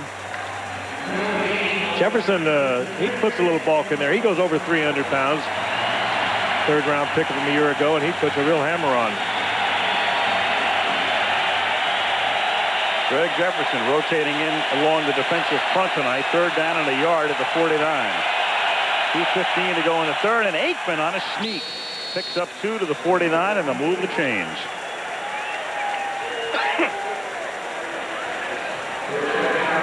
Right over Ray Donaldson, who's been doing this for 17 years. He's been doing it so long, Frank. Not only did Ray Donaldson play with the Baltimore Colts, he played 4 years with the Baltimore Colts. Then he went on out to Seattle for a while, and now next year out there for a while. Next year, you're going to tell me he used to snap to Johnny Unitas. He may have. In case Mrs. Jefferson, the defensive tackle, is looking in for the Philadelphia Eagles. I put about 40 pounds on him. From the 48-yard line, Aikman gets a block, and then Vincent finally knocks him down after a gain of 5. Oh, Moose Johnson put a key block on there right at the line of scrimmage that springs Aikman to the outside. Aikman is just a rock. I mean, in a year when the Cowboys have had about as many things go wrong as they possibly could from day one. I mean, this guy is he is as solid as they come. And just a grim determination in the way that Troy Aikman approaches it. There's Andy Harmon. He had arthroscopic knee surgery. They're hoping to have him back after the bye. One of the great pass rushing defensive tackles in the game. Second and 4. Sherman Williams gets it to the 41-yard line. Andy had, I think, 11 sacks last year. That's tremendous production from a defensive tackle. You don't get any free runs to the quarterback at the tackle spot. You know, a lot of sacks off the corner. They come like Woodson's, where he's unblocked. If you're a defensive tackle and you get 11 sacks, you fought through an awful lot of double teams to get in there. And he gives him a little size there, too, Dan. He goes about 280. It's so quick. Those are blue-collar sacks inside. Third down and 3 in the waning seconds of the period. And Aikman throws and converts again. Another big conversion. It's Bjornsson, the tight end, who earlier scored a touchdown. And that takes him to the 35-yard line on what will be the final play of the third quarter. Oh, and a deal at the line of scrimmage by the Eagles. They're quick, and so they do a lot of dealing at the line of scrimmage, and that time Dallas really picked it up well. And they came with the blitz, and it's picked up by the running back. And that is the end of the third quarter in Philadelphia, where the Cowboys lead the Eagles 23-17. And Monday Night Football returns after this from our ABC station. We're on top, and we mentioned at the outset with the paucity of receivers at Aikman's disposal. Last year, he incumbent on Emmett to have a big night. Last year, after the fourth game, Emmitt Smith had over 540 yards. And he has really struggled thus far. He's had the knee, he's had the neck, he's had the ankle. And he and Joe Brodsky, running backs coach, have gone back and forth about Emmett actually sitting down in situations like this. Joe really wants him to pace himself. That Herschel Walker up there up top. It is flank to the left. All kinds of wild and wacky formations, of course, in the absence of Irvin and Novacek. And going deep for Walker, and it's batted away by Dawkins at the very last second. He got a hand in there and just did flick it. Well, Ray Rhodes said Dawkins is a great cover safety, has the potential to become a great cover safety. And we've already seen him coming up and stopping the run. We've seen him put on quite a performance tonight. Here they match him up against Herschel Walker, a world-class sprinter at one time, and while he was at Georgia, got a hand on the ball, knocked it away. Did he really, or did this hit Herschel? I think it hits Herschel in the hand. Maybe he didn't get it. No, he didn't either, but he was there. Flag is down on the next play as Sherman Williams takes it to the 19-yard line. But a marker down, and we'll get the call from McElwee. That was one Herschel should have had. I think let's put it this way. I think it's a throw that Troy was pretty happy with. He put it right there. It had the look of a ball that was tipped, but on the slow-mo replay, it was right there. The wide man was never set. The club was never set. 5-yard penalty, second down.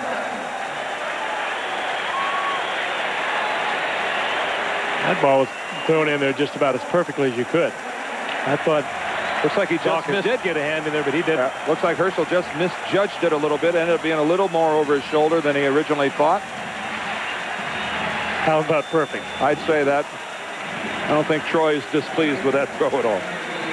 It'll be second down and 15 now at the 40. 14:44 remaining in the fourth quarter. Well, these are the penalties that have been so unsettling for Dallas. We've had so many of them. Cowboys up by 6. Comes Fuller. Under pressure, loses the football. And Philly has it. William Fuller. That's what you expect from a Pro Bowl player. He created it, and Red Hall, who had the interception for the touchdown, recovers it.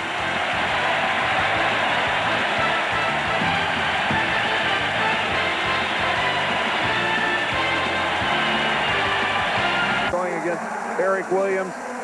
Time Williams beats him around the corner, sacks Aikman, the ball is loose, and Red Hall for the second time tonight at a very opportune place.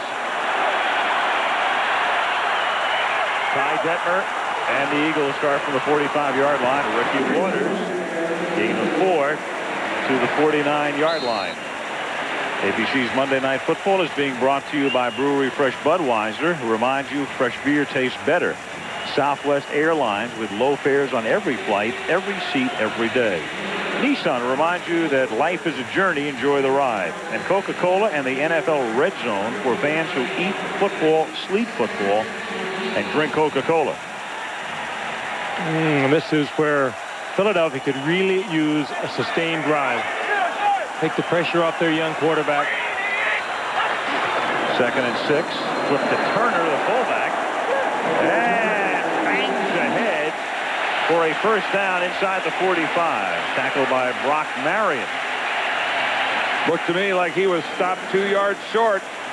An excellent illustration of second effort by Kevin Turner. Cowboys had him wrapped up, and yet he still pushed forward for another couple of yards. Boy, look at him lay a lick on Fred Strickland. Oh, baby. Now that's how you take it to a linebacker. Eagles in the first half, 172. In this half, they didn't have a first down in the third quarter. Remember, the touchdown was scored on the tip and the interception. Waters. And now they've got the ground game in gear as he picks up 8, and Strickland makes the tackle at the 36-yard line. If you joined us late, Rodney Peete hurt in the first half, torn patellar tendon in his knee, surgery probable tomorrow, gone for the season. So the Eagles down to Ty Detmer and Bobby Hoying, and shopping around, I'm sure, this week for another QB. Of course, salary cap considerations come into play. Quarterbacks aren't cheap. Nobody has a lot of extra money to spend. 2nd and 2, and a great play by Leon Lett. Boy, he came off the ball. He came with the ball. Beat any attempt at the block. This is, well, first of all, you're asking the center to try to reach over and block Leon Lett. There's Leon on the left of your screen in the Cowboy. He's already on that side, and that is some type of a flawed blocking scheme. I think you're asking the world of McKenzie to get over there and try to make that block on Leon Lett. That just can't happen. Maybe something that a Rodney Peete would have automatic out of. Philly takes a timeout. Into the stands here. Now they're loading one. They put one in the breech. The Eagle gets the hot dog shooter. Oh, watch this.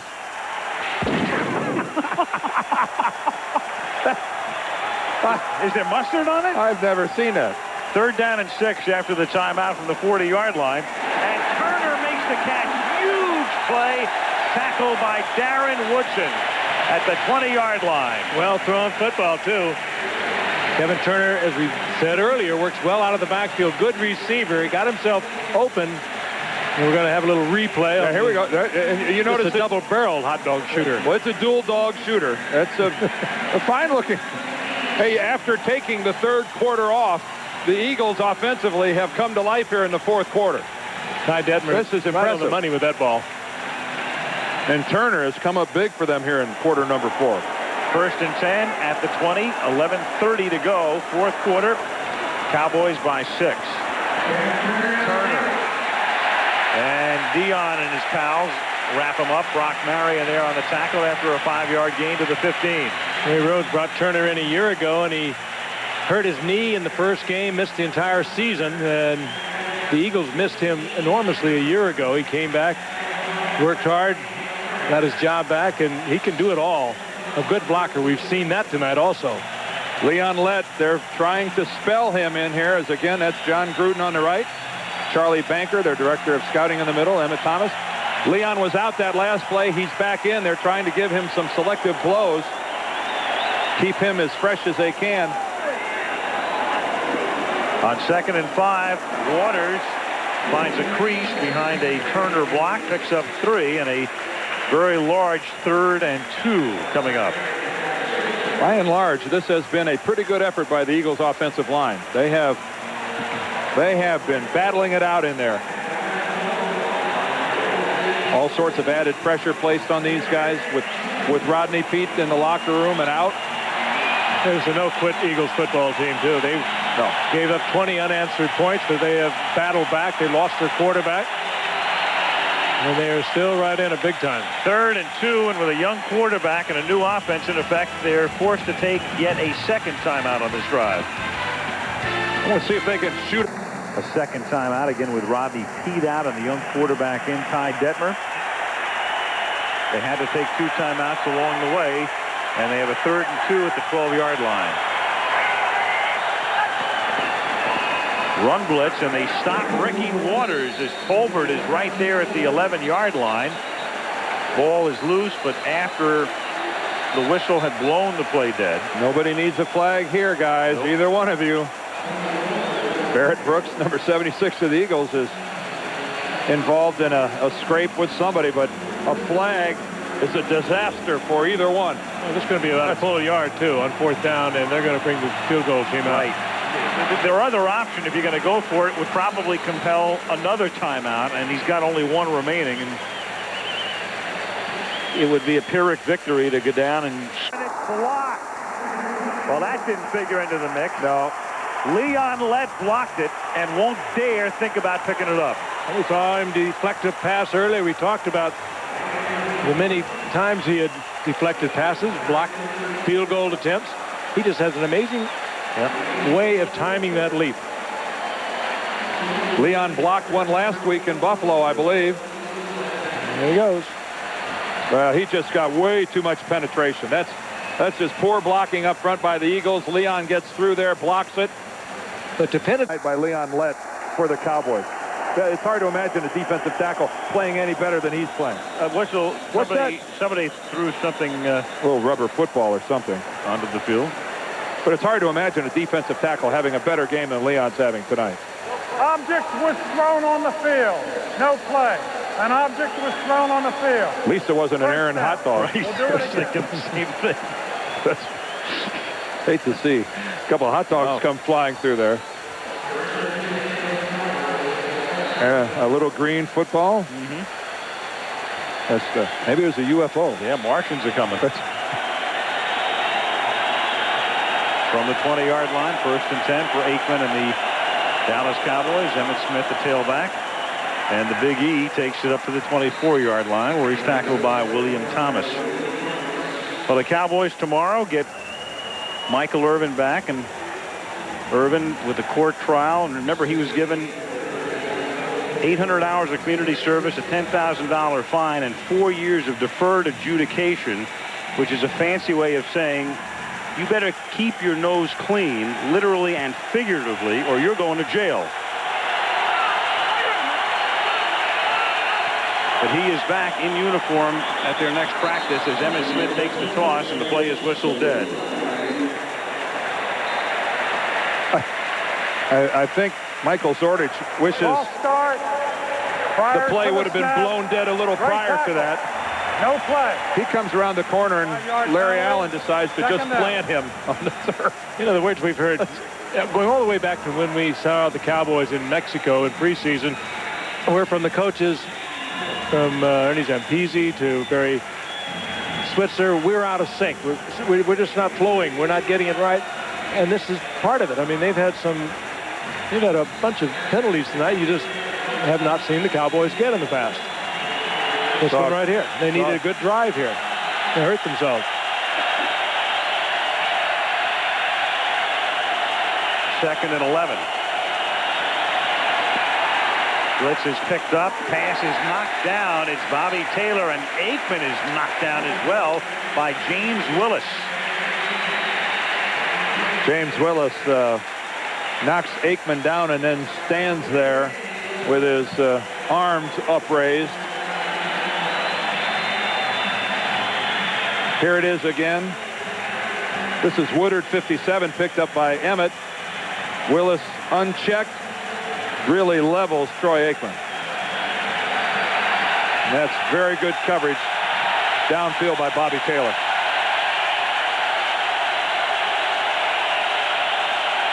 Third and 11 at the 19. Aikman under pressure, low throw, 4th down. Troy Aikman is taking a real whipping tonight at the hands of the Eagles. Oh, he is. That one he just got rid of to avoid the sack.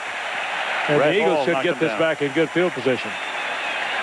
And that is big-time effort by the Eagles defense. And that's just a 4-man rush, Frank. They didn't blitz that time. That was just good work by the guys up front. Mark Say back to receive the kick. John Jett to boot it.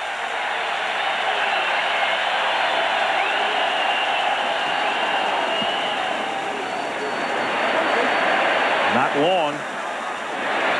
Only a 33-yarder. Fair caught at the 47-yard line. Good position to begin this next drive.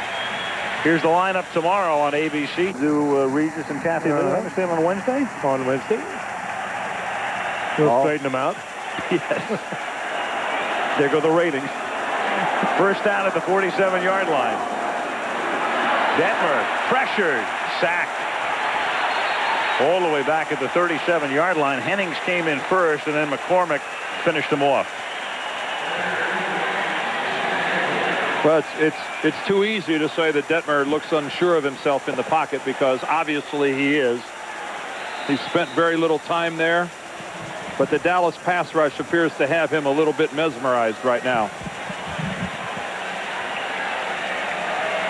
Just a little faster than the work he's been doing with the scout team. Second and 19 from the 38-yard line. Little screen, Ricky Waters, and he goes down up at the 41. Surprised really we haven't seen a little more of the screen on the part of Philadelphia. Indianapolis did such a great job against Dallas with that. Well, the one thing we have seen repeatedly, I think, is superior play by the Eagles defensively. Now, it's time now, if the Eagles are going to win this ball game, their offense has to do something. They have to do more than just a couple first downs. Because I don't think the Eagles defense can play at this level for the balance of the ball game. No, they have 7.5 minutes, and they've already spent 2 of their 3 timeouts, and they have a third and 15 now from the 41-yard line. They pick up the corner blitz, but then it is knocked away. Ricky Waters almost made the catch, but it would have been well short of the first down. Broderick Thomas was the guy who got a hand on it, and it's 4th down for the Eagles. Well, Dittmer, by the way, goes only 6 feet. It's not that hard to deflect it. He really has to throw between blockers and the defensive pass rush. Very short in stature. Tommy Hutton to punt.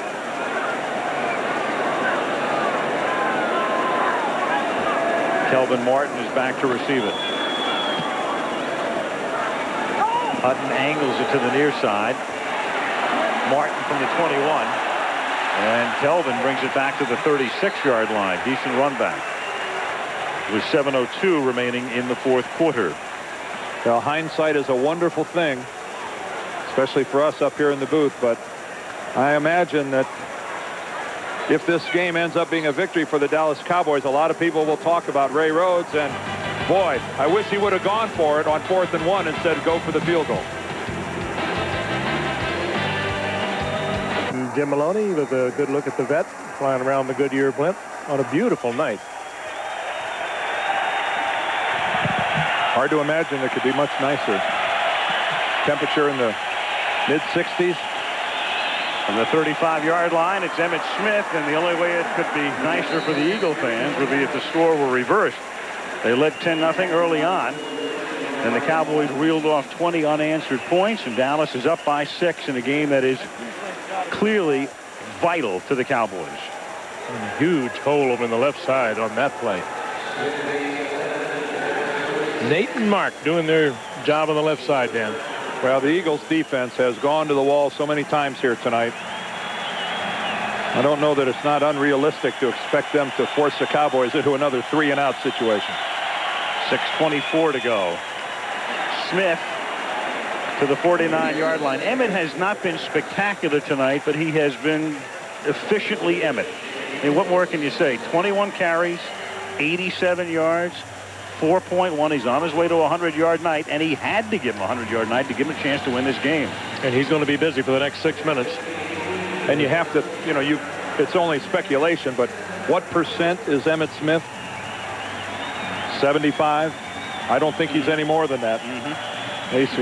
He's got more nicks and bruises, and there's a guy that desperately needs his upcoming bye week. 2nd down and 7.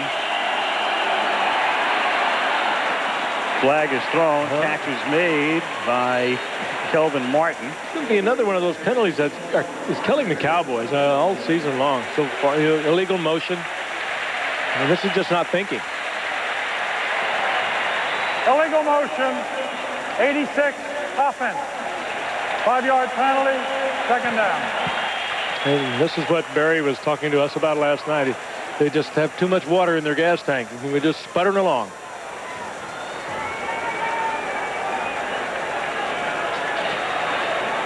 Ernie Zampese, the offensive coordinator.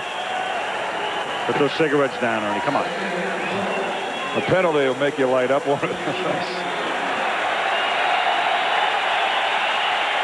Second down and 12 from the 44-yard line.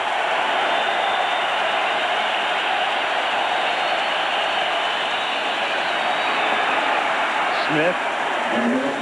And Emmett takes it back up to the 48-yard line with 5:25 remaining. Before the game, Jeffrey Lurie with his wife Christina. To our left as we look at it, and Jeffrey likes to go out into that parking lot and tailgate with the proletariat. Well, he has and any aristocracy out there as well, but you know. Very deft, Alan, getting out of the way. Ray Rhodes wasn't his first choice, but he was certainly a good choice. Was he allowing them to eat cake while he was out there? And he left the tip. Third down and 7. Off his back foot, under pressure, incomplete. Intended for Stepfret Williams, the rookie. And the Eagles going to get it back. One of the Eagles is shaken up here, having trouble getting off the field. And Emmett's shaken up a little bit. Is that Zordich? Yeah, Michael Zordich.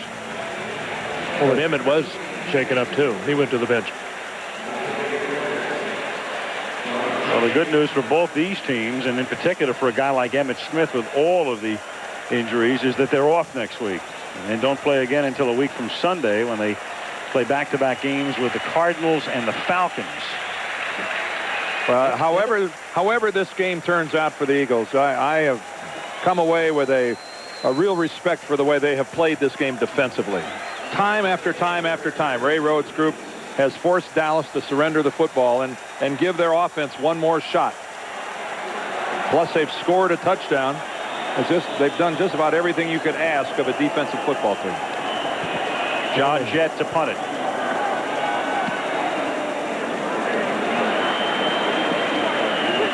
And it bounces at the 5 and takes a, well, it started to be a pretty good Dallas bounce and wasn't nearly as good by the time it was done. Kangarooed back about 17 yards. That's where Jett goes, hey guys, thanks for downing it. I really appreciate it. When it hit and it spun, it looked like they'd pin him inside the 10. Instead, Philadelphia will get it outside the 20. With 4:35 and 1 timeout left, plus the 2-minute warning. Thing looks like a Phil Nicholson loft wedge, doesn't it? Back that baby up. Mark Tuanay and the Cowboy offensive line, they've come up big enough tonight in a game that was absolutely vital for Dallas to win.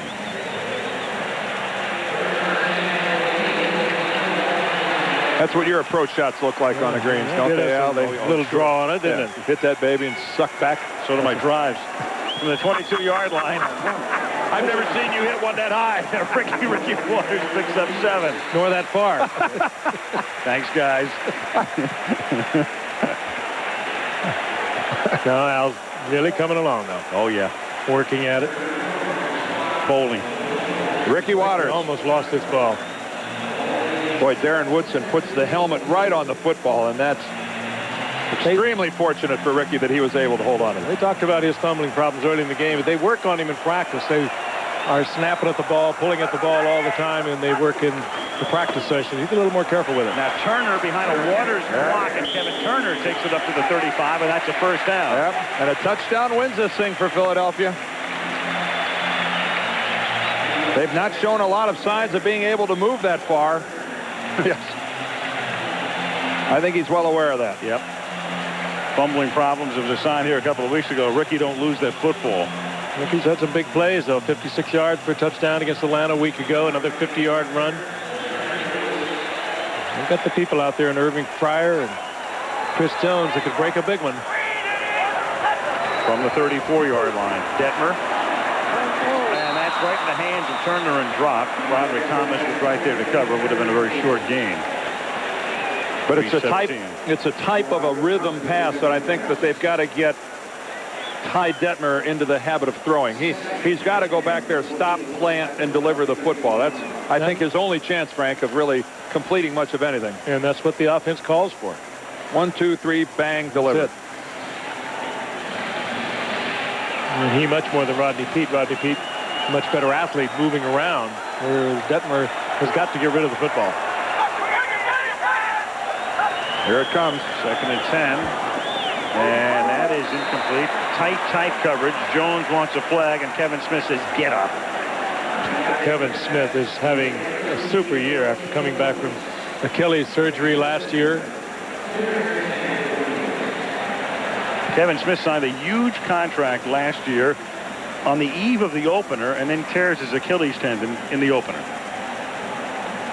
He got as that good as it gets. Yeah, well, remember, they're still inside that 5-yard zone. He could make that contact, but he even had the body anticipating that move to the inside with Detmer counting on the blitz.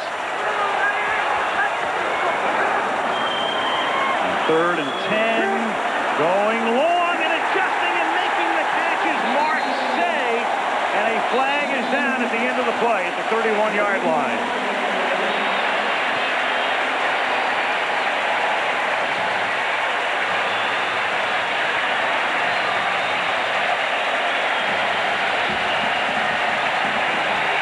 The catch at the 31, the penalty's going to be against Dallas.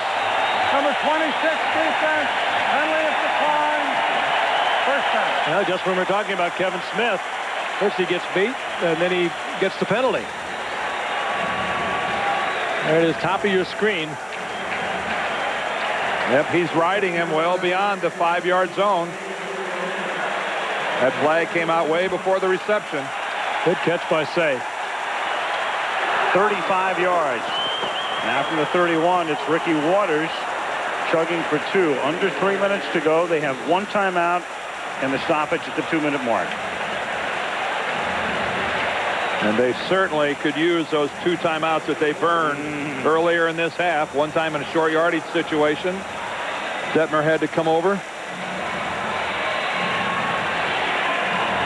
But still, for all the things that have gone wrong for the Eagles tonight, to be in a position with 2 minutes and 30 seconds left in this ballgame, to be in a position to win it is more than they could bargain for. I think they're very fortunate to be in this spot.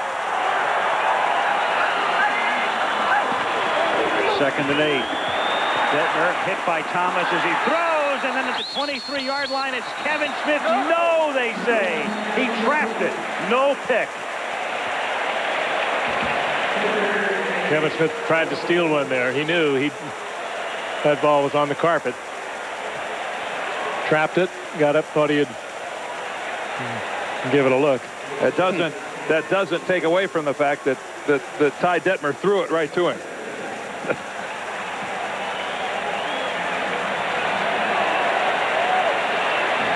So now it's 3rd down and 8 from the 30-yard line. 2:16 left in the 4th.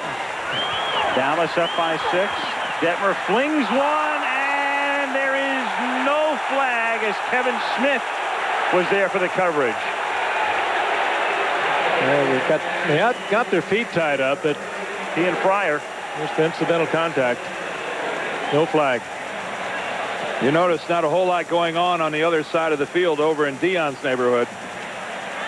The Eagles last time they were over there, he picked it off. That's right. Exclusively working the right side of the field offensively. Are they going to go the whole way here on 4th down without challenging Dion? 4th down and 8. Down by 6. Ball at the 30-yard line. And the pass over the middle is intercepted at the 8-yard line by George Teague. And the former Packer brings it back out to the 32-yard line, and that should just about write a finish to it. And Barry going crazy over the attempted. Did he lateral the ball? He tried to. I think he did. He specifically told him not to do that. He's got reason to be mad. So they got away with it. 2-minute warning. Ready? Hey, Keith, this guy says he's looking for Dan Marino. I wasn't aware of any visitors for Dan. Sorry, Dan's busy. Going somewhere? And you are... Oops, so sorry. Didn't I tell you this is private property? Marino throwing deep, has a man open. Hey, maybe we can give Dan a message for you. Man, people are so pushy these days.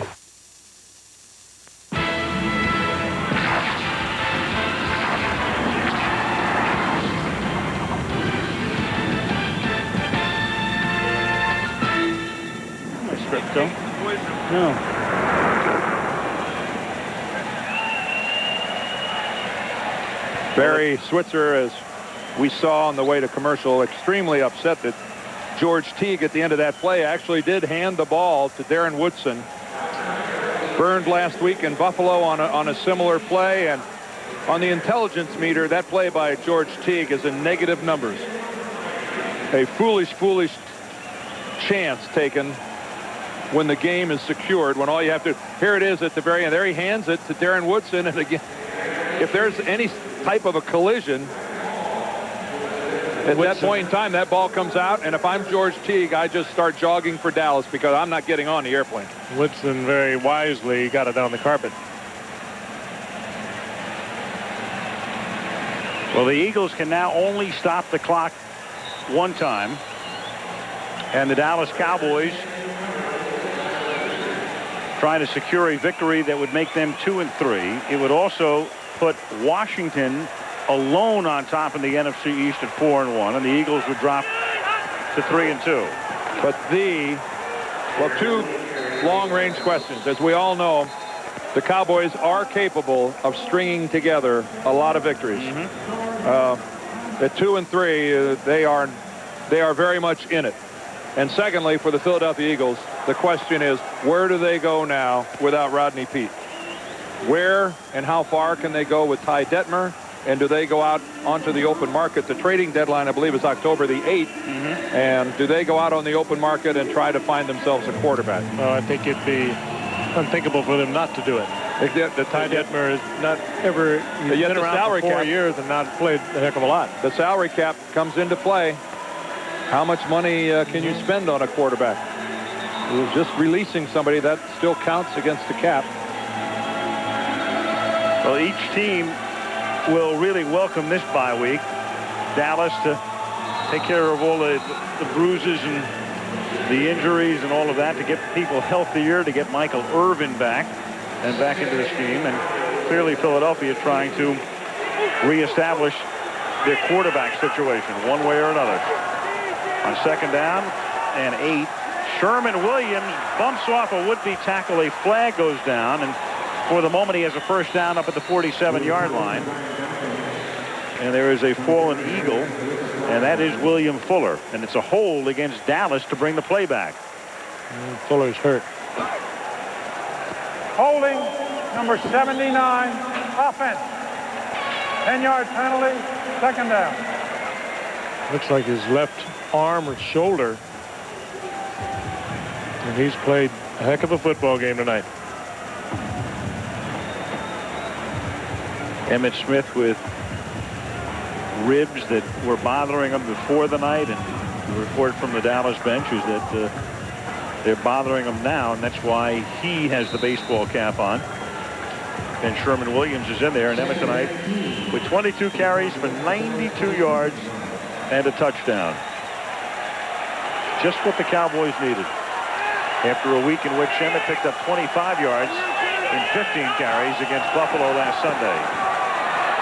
Sherman Williams is tackled. Philadelphia cannot stop the clock, and so they'll lead up another 40 seconds here. The Eagles better hope that there's nothing very wrong with William Fuller's left arm. Meanwhile, the Cowboys are going to have to run a play here, and then there's going to be time for a fourth down play. And so you're looking at they could take a safety, run the ball out of the end zone. We'll see, but they're going to have to run a fourth down play one way or another.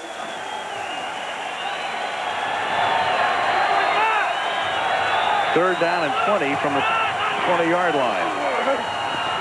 Williams to the 23. So now the play clock goes back to 40. There's the game clock. And Dallas is going to have to run some form of a play here. A punt. Yep. Well, of course, the problem is with a punt, you get a bad snap, you get a block punt. Yeah, they could run around, kill some time, and take the safety. Then they could punt it, get a free kick from the 20. What about a 14-second difference 14-second difference. They could take a delay penalty and then a safety. Or take a timeout with 1 second left on the play clock. And that is what they are going to do. They take a timeout with 15 seconds remaining in the game. But the clock will not stop until the ball is snapped on the next play. And Barry Switzer, unless some form of disaster hits him here, will I'll bet he's not counted out either. Will continue that streak of 231 games as a head coach at Oklahoma and Dallas, and never having lost 3 games in a row. It's remarkable, isn't it? That's unbelievable. And that includes, I mean, even if he, let's say, lost the last game one year, he never lost 2 the following year. That's any 3-game period. Well, let's just talk about that career of Barry Switzer's. In that career, I wonder how many games he actually went into that game where he was an underdog. Good point. Not very many. The last time, in fact, the Cowboys were an underdog was in the middle of the '94 season to the 49ers in a regular season game. They were a dog in the NFC Championship game in '94. But tonight they went in as the dog. Deion Sanders tonight, if you're keeping score, has logged 107 out of 119 possible plays. Well, Jet's going to run it out of the end zone. He's going to run around, and then he'll take the safety there. And that will make the score 23-19, and now they get the free kick from the 20-yard line. And that should just about, by the time they return it, should just about take off the final ticks. Deion, big play early on tonight. Caught a 39-yard aerial from Troy Aikman. And an interception. If the Eagles run an offensive play at the end of this ball game, Deion will most certainly be in there for it. That'll bring him up to 108, which will tie 2 of his previous games. He's already had 2 108s, once against the Bears, and he did 108 last week against Buffalo. Chuck, I know you don't like him, but that's still a lot of plays. I know he's a corner and a receiver, and it's not like 108 plays at middle linebacker and center. But it's still more football than anybody's been playing around here in quite some time. You get off, Chuck. He'll come looking for you. That's right. He's already. You would know, right? He's already inflicted enough damage in this booth. I don't want to run. I don't want him after me now. I don't want to run into him again. Great football player. A legend, an immortal. If I'd have hit him any harder, I'd have killed him.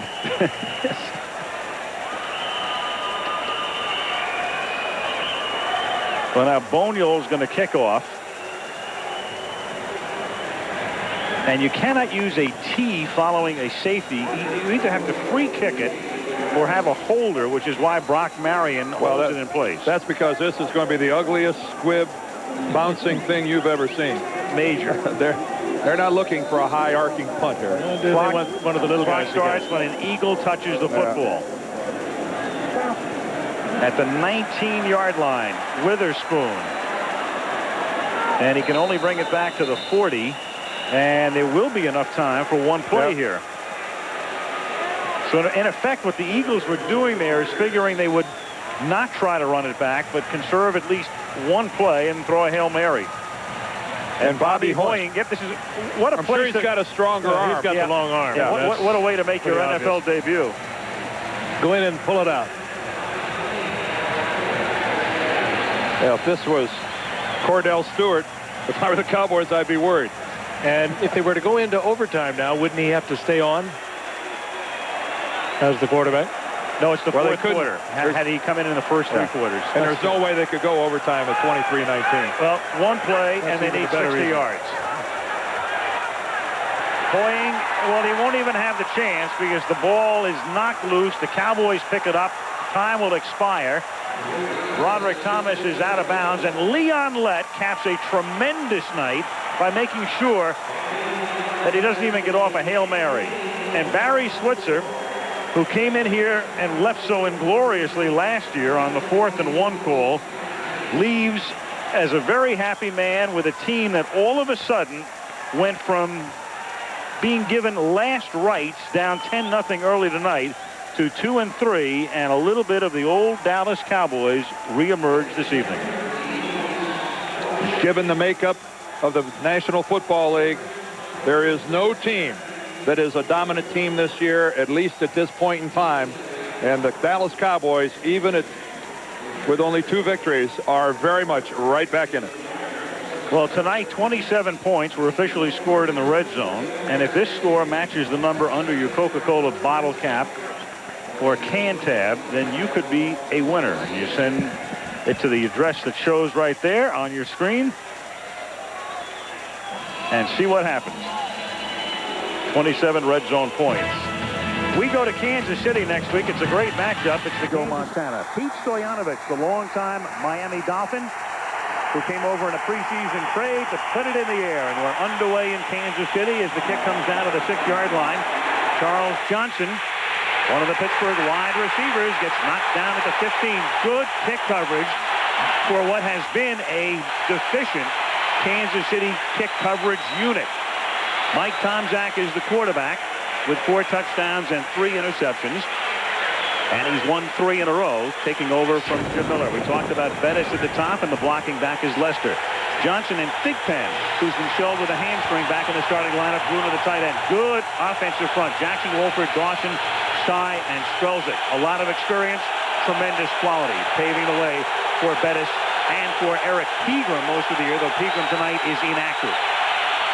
From the 15-yard line, Bettis swings to the outside and can't get started. Good swarming coverage by the Kansas City defense. And we'll take a look at them now. They play the base 4-3 with the great Neil Smith, Phillips, Saliamua, and Booker up front. Then the linebackers, Derek Thomas, the All-Pro, Simeon in the middle, and Anthony Davis. And the secondary, James Hasty is hurt. He won't play tonight. Inactive Darren Anderson takes his spot with Carter at the corners. Washington and the former New York Giant Collins are the safeties. Second down and 13. Neil Smith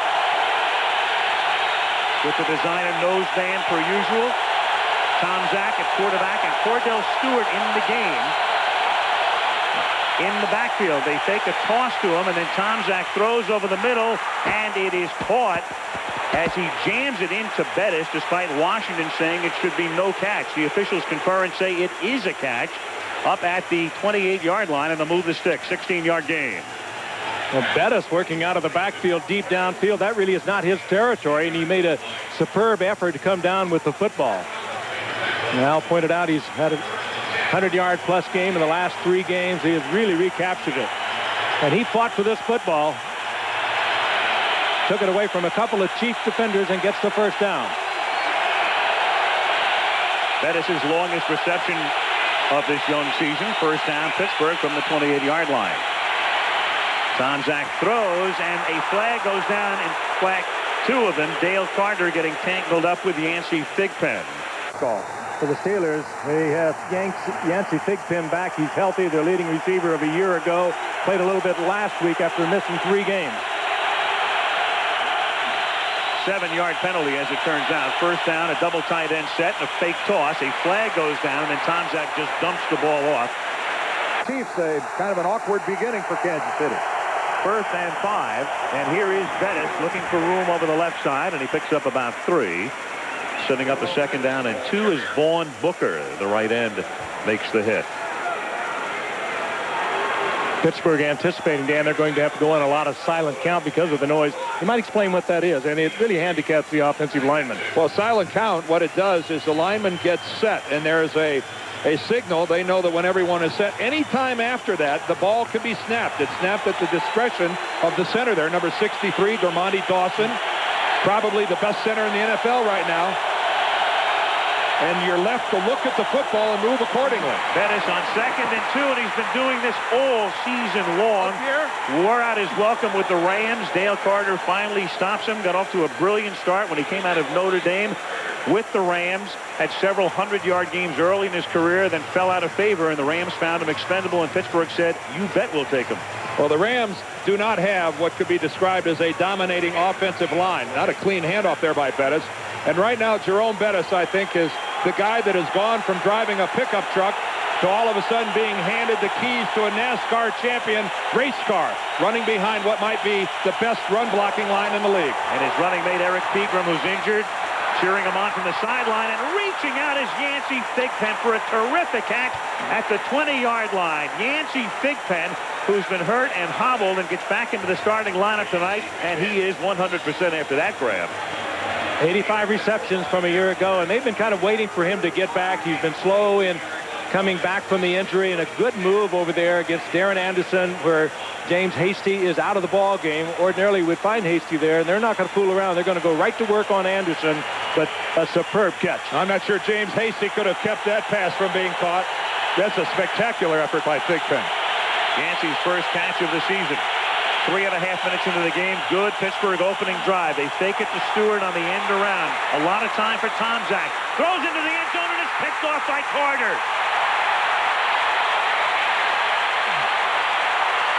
Mike had his guy wide open and was way late delivering the football. And then he tried to float it up there. And Dale Carter, two-time Pro Bowler at the corner, superb athlete. If he that's John Whitman going down the sideline. Look how open he is. But Tomczak late in delivering the... And then a great secondary. Woodson and Williams, Lake and Perry. And in each of the last 3 games, the Steelers have intercepted a pass and run it back for a touchdown. As you look at Greg Lloyd, injured on opening day, gone for the year after knee surgery. 3rd and 6 with Allen in motion.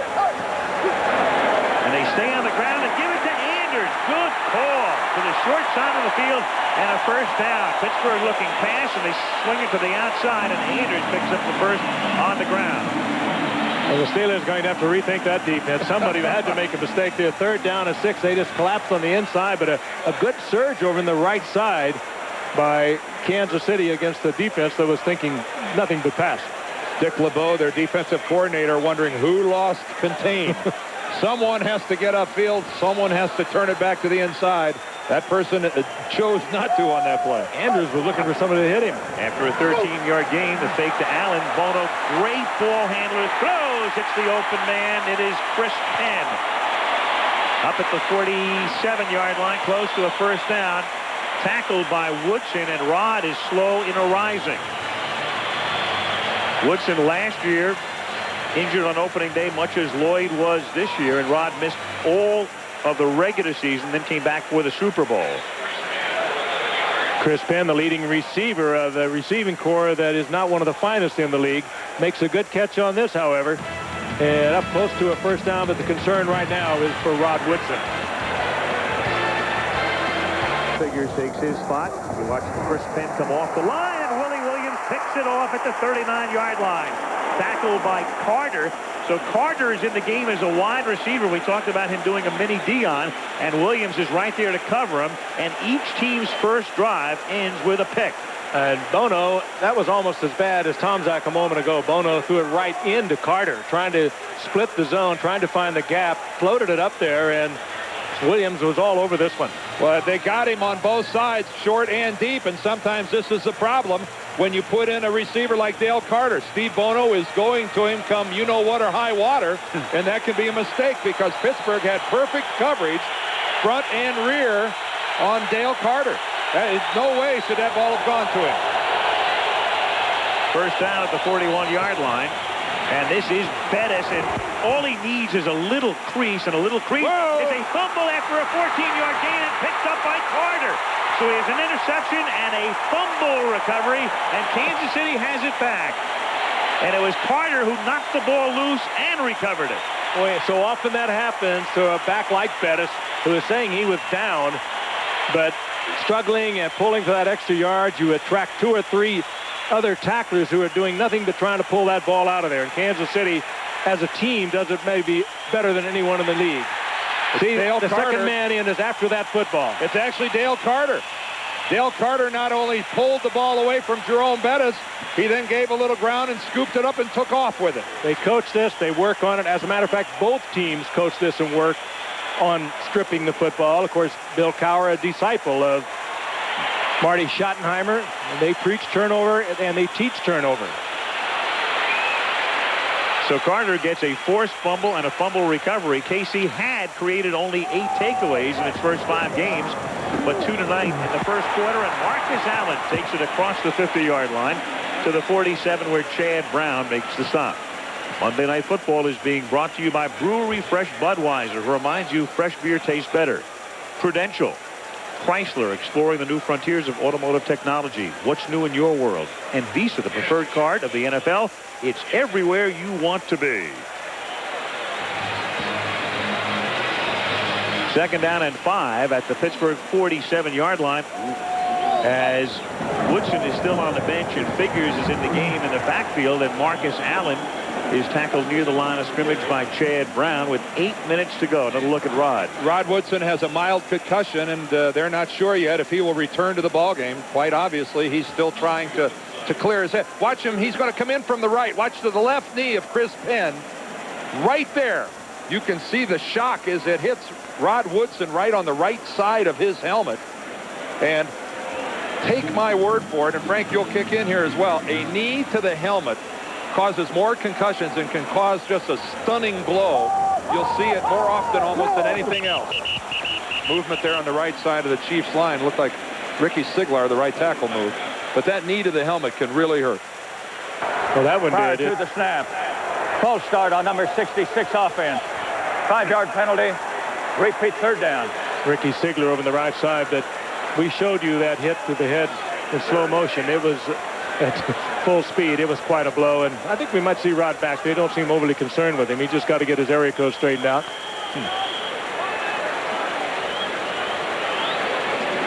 Steelers, meanwhile, came with one of their more sophisticated blitzes, and nobody does it better than the Steelers. They hide it. They covered so well. Here they come again. Yeah, Parnell Lake showing safety blitz. It's 3rd down and 10. There are flags down. Kimball Anders swings to the outside, and the Steelers may very well have been across the line. So momentarily they are stopped.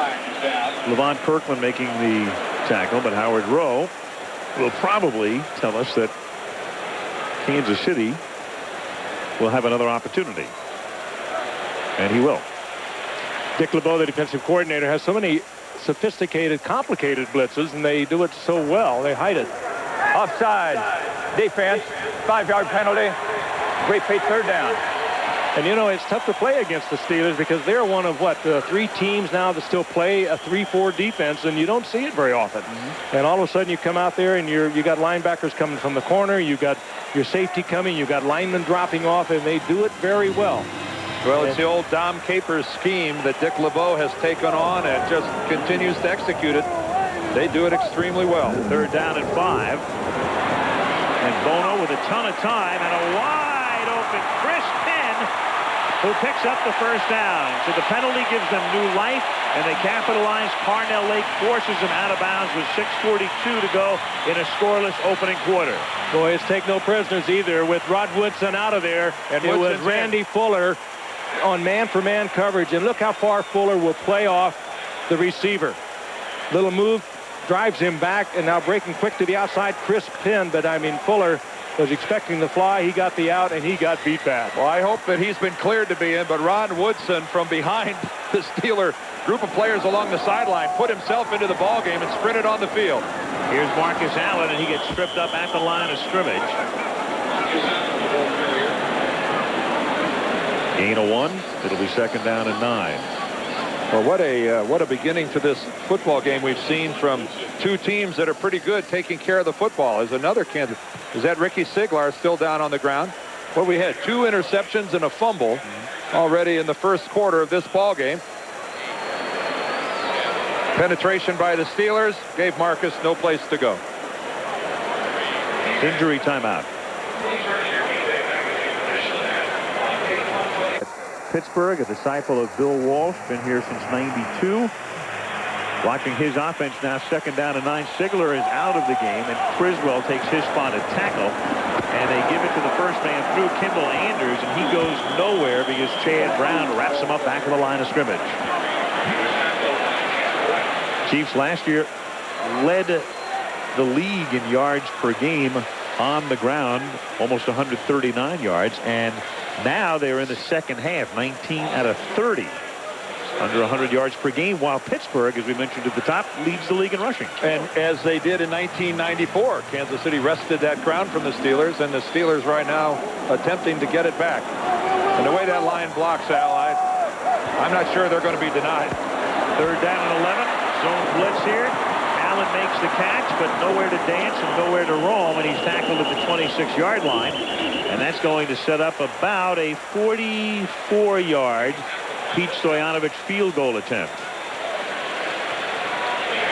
And Stoyanovich, of course, well within his range. We have seen him over the years with the Miami Dolphins. Came right at the beginning of this season to the Kansas City Chiefs.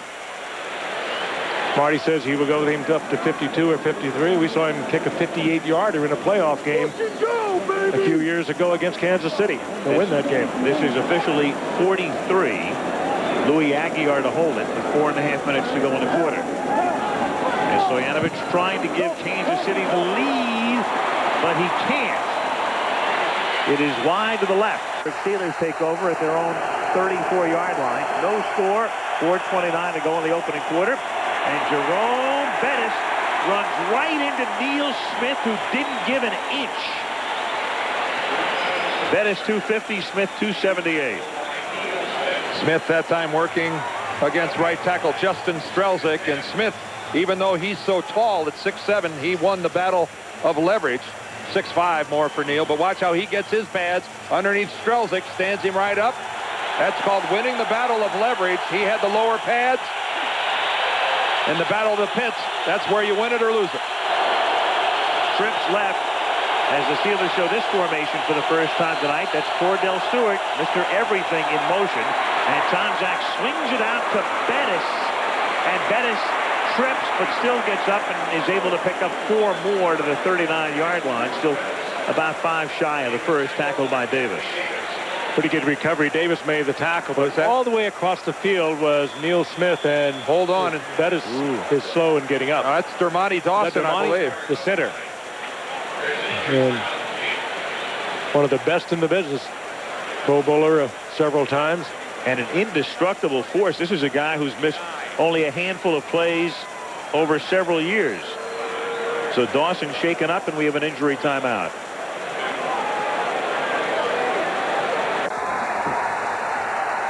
There's the Steelers mash unit on their sideline. Rod Woodson with an ice pack on his forehead. Dermontti Dawson, who also took a knee to the head.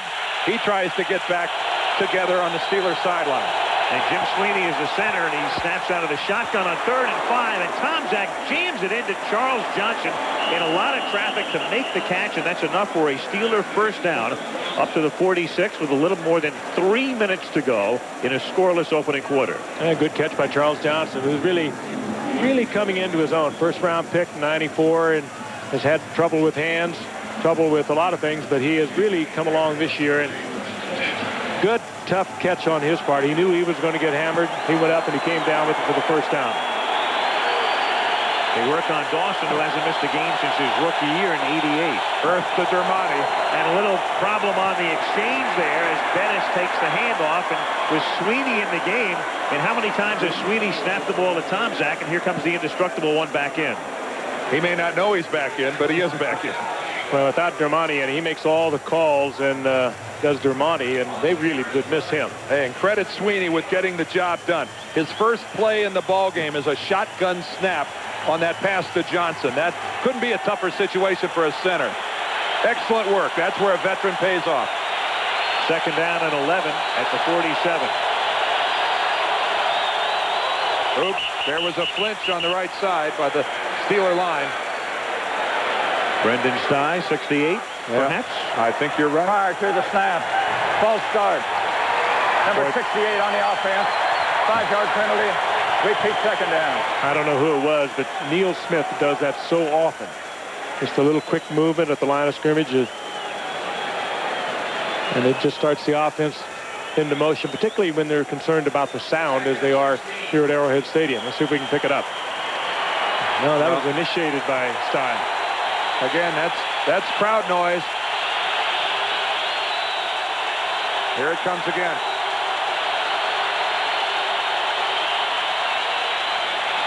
Second and 15 as Tom Zach throws, and the catch is made by Yancey Thigpen, who crosses the 50 and is tackled at the 49-yard line.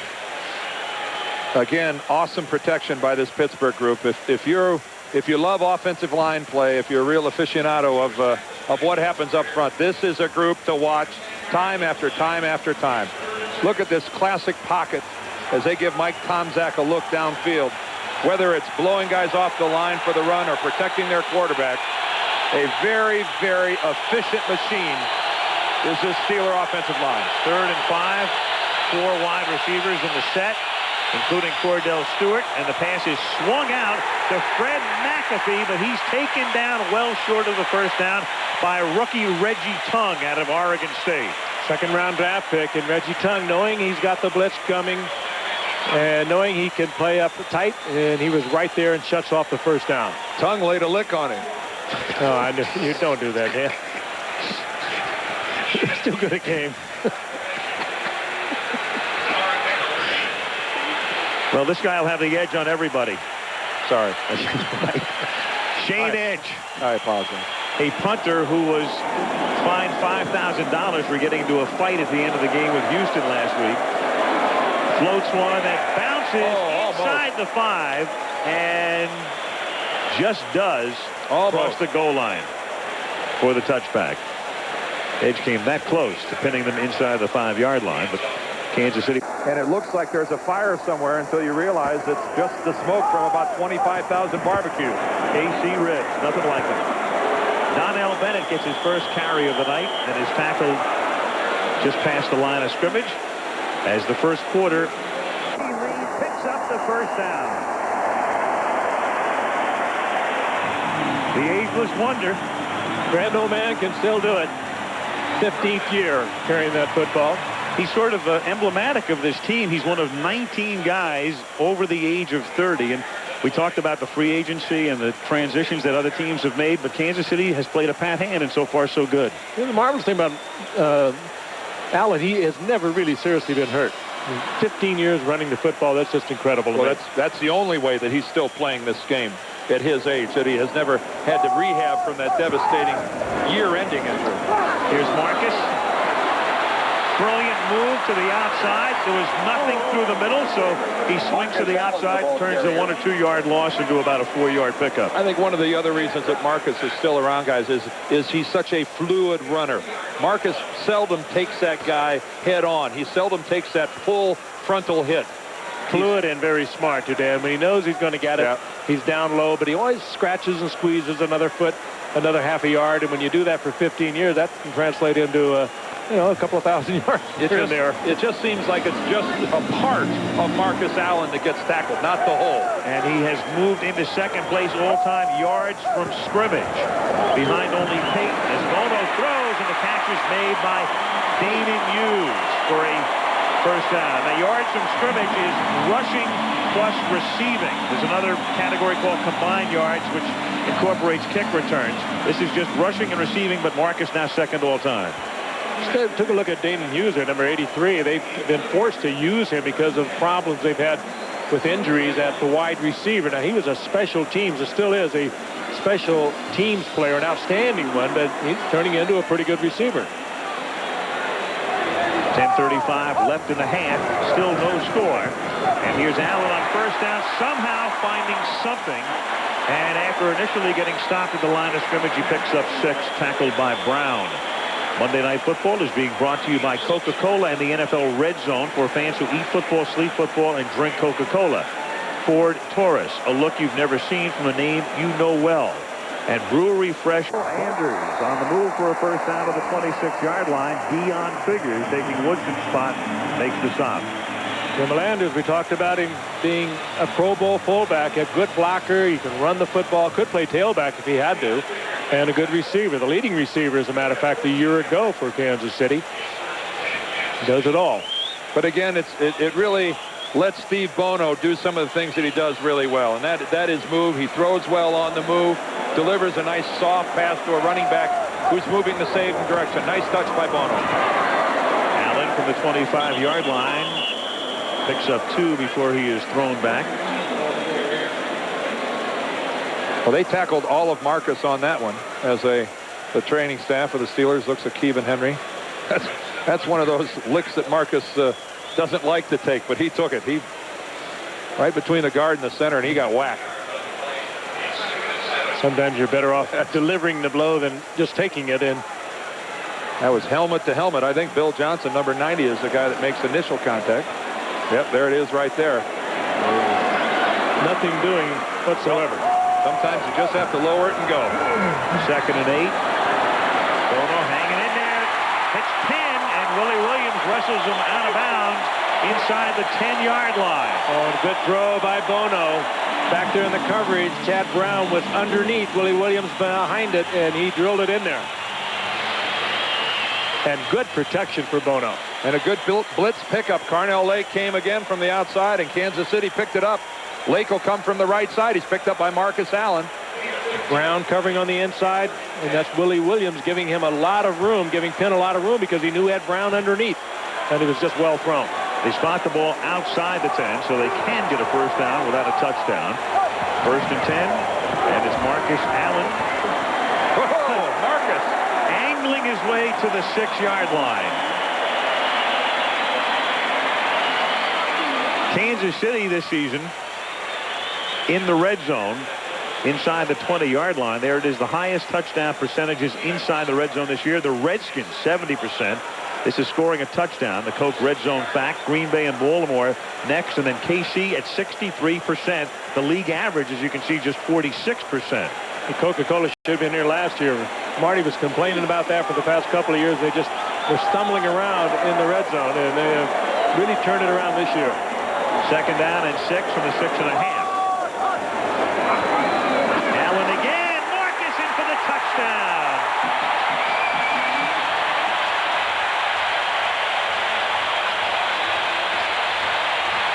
#107, I think, for Marcus Allen. 107 rushing touchdowns. Well, I had mentioned that up to this drive, Pittsburgh's defensive line was winning the battle on the line of scrimmage.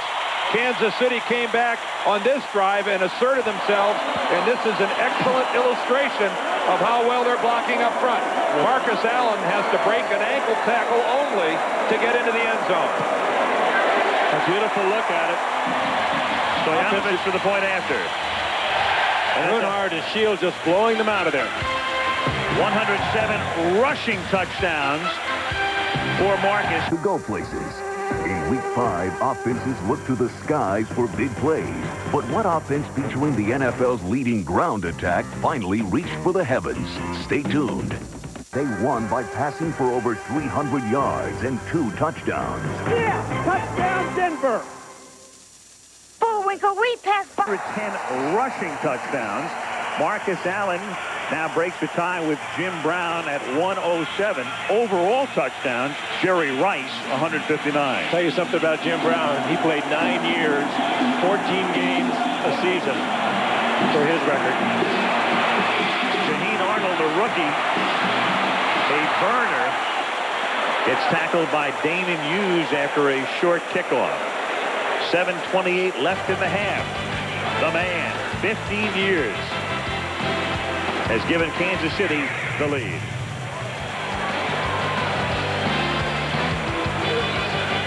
After each game, and if the numbers match, you could win. Big football, big Coca-Cola! Brett Favre and the Packers are sending a message to the rest of the league. But Jerry Rice and the Niners aren't listening. They mix it up next week on ABC's Monday Night Football. Dick LeBeau talking to his defensive unit, which was on the receiving end of an 80-yard drive culminated by that man's touchdown.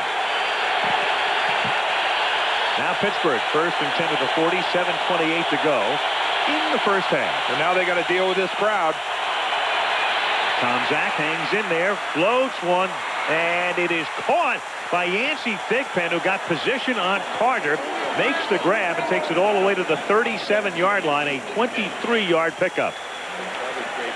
Thigpen with just a little drive to the inside. Carter had terrific coverage on it. And, well, I'll tell you, Mike Tomczak, a risky little throw. I mean, he floats it out there.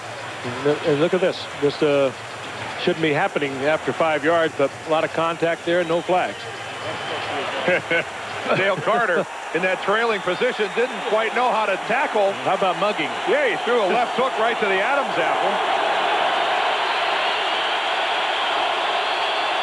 And Cordell Stewart dancing Sally Amua smells that play and throws him for a loss. Sally Amua is so quick. He's 6 feet, 309 pounds, and when he penetrates, he does it like a linebacker. The big man, the run stuffer. Watch how quick he's across that line of scrimmage. Beats the block coming down and takes Cordell Stewart from behind. Well, Cordell has not been a factor tonight. Slash has been in and out of the game. He's also their short yardage quarterback, but hasn't had that opportunity yet. It is second down and 15 as Tomczak has it deflected incomplete. Mark Bruner, the tight end, couldn't hold on. And with 6:15 to go in the half, it'll be third down and 15 with Kansas City leading 7-0. Bruner wide open. Would have been a modest gain, but that pass from Tomczak was high and away. And actually thrown into a big crowd. 4 Kansas City Chiefs there. Pretty poorly designed. But if it's at Bruner, he catches it, but it's behind him and it's high, and Bruner has to pivot and not able to catch it. Third and 15 out of the gun.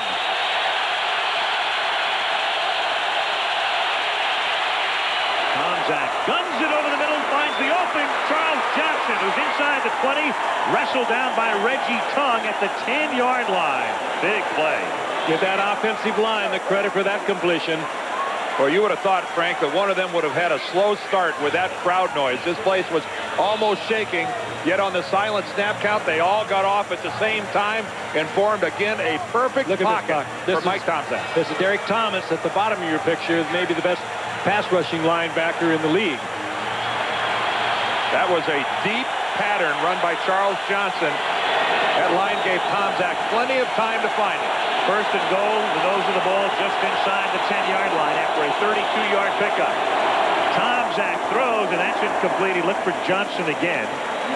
Good move by Tomczak. He just overthrew that. He saw the coverage, just got rid of it, avoided the sack. He lived to throw another day. That's last time Pittsburgh found themselves this close to Kansas City's goal line. It was an interception. Just getting rid of that ball. You hope. Second and 10. Tomczak is 8 of 11 for 118 yards.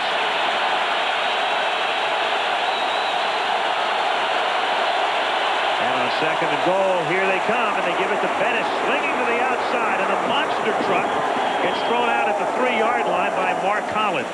The monster truck. A 21-wheeler, I guess, Hal. I thought that was a pretty doggone good job by Mark Collins, who has to be thinking, why me? Yes. Why am I the guy outside here that has to take on Jerome Bettis? Mark Collins wearing a couple of Super Bowl rings from his days with the Giants. And he's no kid in his 11th year. This was a fine piece of work by Mark Collins. Strange for Bettis to come to the outside. That play designed to go inside. He saw something better out there, and he put a hurting on Mark Collins. Third down and goal. Play clock down to 3. And a stuttering start from center, and Tomczak has to throw it out of the end zone. Bad exchange. Well, Neil Smith did give it the old flinch on that one.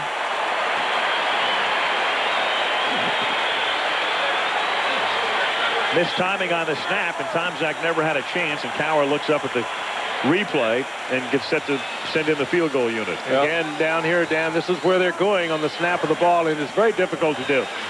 Credit this Arrowhead crowd. They had a lot to do with that incomplete pass, that throwaway by Tomczak. This will be a 22-yard, make it a 21-yard field goal attempt. A little bit more than an extra point. Tomczak to hold it, Norm Johnson to kick it through. And the Steelers are on the board. 4:48 to go in the first half. In Kansas City, it's the Chiefs by 4.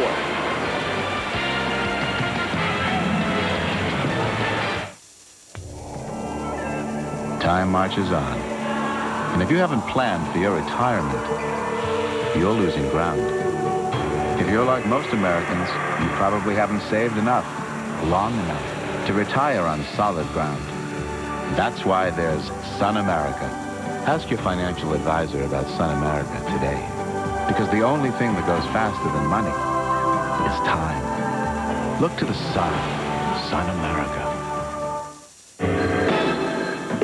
Freshness hotline, what's the problem? Man, my party is lame. I think I got some skunky beer. Sir, relax. When was your beer born? Born? What are you talking about? It doesn't have a born-on date? A what? Do you have any Budweiser? No, man, you gotta help me. Okay, remain calm, sir. We're on our way.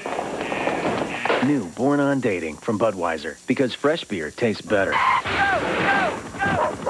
Sir, put down the skunky beer and slowly back away. Green Acres is the place to be. Farm living is the life for me. I just adore a penthouse view. Darling, I love you, but give me Park Avenue. The chores. Just doors. Fresh air. Times Square. Ford Explorer. It's at home anywhere. All right, Ashley. Letterman or Leno? Apple. God, that turns me on. The hot new comedy Spin City, ABC Tuesday. There's your primetime lineup tomorrow night right here on ABC, culminating with Primetime Live, beginning at 8 Eastern and Pacific and 7 Central Time. And then on Wednesday night, we got Brace Under Fire, Townies, and the vice presidential debate right here on ABC. 4:48 to go in the first half. Norm Johnson, who just kicked the field goal, kicks off, and it's taken into the 6-yard line by Jerome Woods. Their #1 draft choice, and Fred McAfee says, welcome to the NFL. Does he ever? Well, that's a bit of an excessive demonstration by the Steelers, who went 25 yards downfield all the way into the Chiefs' end zone. Actually, Jerome Woods takes it out close to the 25-yard line, but he does get hammered. That is, we used to call that face mask to face mask. Still do, in fact.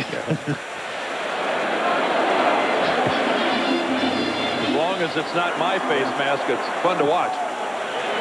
First down from the 24-yard line. Greg Hill is in the game at running back. And Hill gets the ball to the short side of the field, up to the 30-yard line, picks up about 6. Chad Brown, the outside linebacker, 94, makes the stop. Hill, quite a change of pace from Marcus Allen. He accelerates so quickly. He has great quickness, where Allen has kind of flows along until he sees a gap and then makes the move, makes always seemingly the right move. But Greg Hill has tremendous potential, and at the beginning of the year he questioned whether he should be playing more, and they seem to have worked it out between the two of them. Marty seeking a 50% role from each, but it's been heavily weighted for Marcus Allen. On 2nd and 4. Bono on a roll, and then Cash is so wide open he had too much time and bobbles it, and it's incomplete. Bono, as Dan pointed out earlier, usually pretty good throwing on the run, but that time he just had that one a little behind Cash. Cash coming off an injury. Missed 3 games. Going just a little behind him, but certainly one he should have had. I think you couldn't throw much better, could you? Well, it could have been 2 feet a little bit further to the one side, but you're right, Frank. That's the ball he should have caught. 3:55 to go, first half. On 3rd and a long 4. It is Todd McNair getting his first carry on a curious call, especially for a guy who hasn't carried the ball tonight. And you've got Allen and Hill and Bennett out of the backfield. They bring McNair in, and that doesn't fool anybody. And Paul Hackett leans back in frustration with Gunther Cunningham off Paul's right shoulder. And 3:36, and Marty has that kind of look as if, what kind of play call was that? That's his 2nd rushing attempt of the year. Yeah. You got Greg Hill, you got Kimball Landry, you got Donnell Bennett, and you give it to Todd McNair. That's strange. They believe in rushing by committee here in Kansas City, but sometimes the committee gets too big. Now Louis Aguilar, and there's no kick. Flags are down. There might be too many people at the board table. You saw that graphic we put up as Howard wrote the return. We talked about Dana Muse earlier, made a big catch on it. Kansas City's drive. A good special teams man. Always down there, always in the fray. That time he makes fine tackle.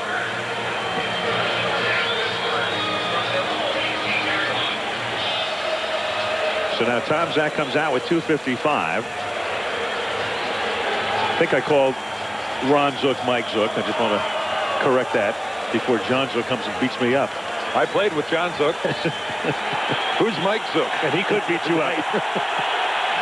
There's a guy who used to play hockey named Mike Zook. Maybe that's who you were thinking. Yeah. First out of the 17-yard line as Jerome Bettis is able to swing out of the backfield. Smith couldn't stop him, but he did slow him up, and it's a minimal gain. Neil the Bullfighter. That was some scene, wasn't it? Yep. Down in Monterrey, Mexico, Neil Smith hops into the ring with a little bull. With a little baby bull. I'm big enough to stick a horn in. He frightened everyone there. Big enough to scare me. Yep. You know, I asked him tonight, I said, would you do that again? And he said, you know, that was such a rush, I might. Sometimes things like that make better memories. Yes, they do. 2nd and 9. Tom Zach throws, and Hastings reaches out for it, and it is incomplete because it's caught out of bounds. Darren Anderson covering on the play, and Hastings was there to grab it, but couldn't get both feet in. Even out of bounds is a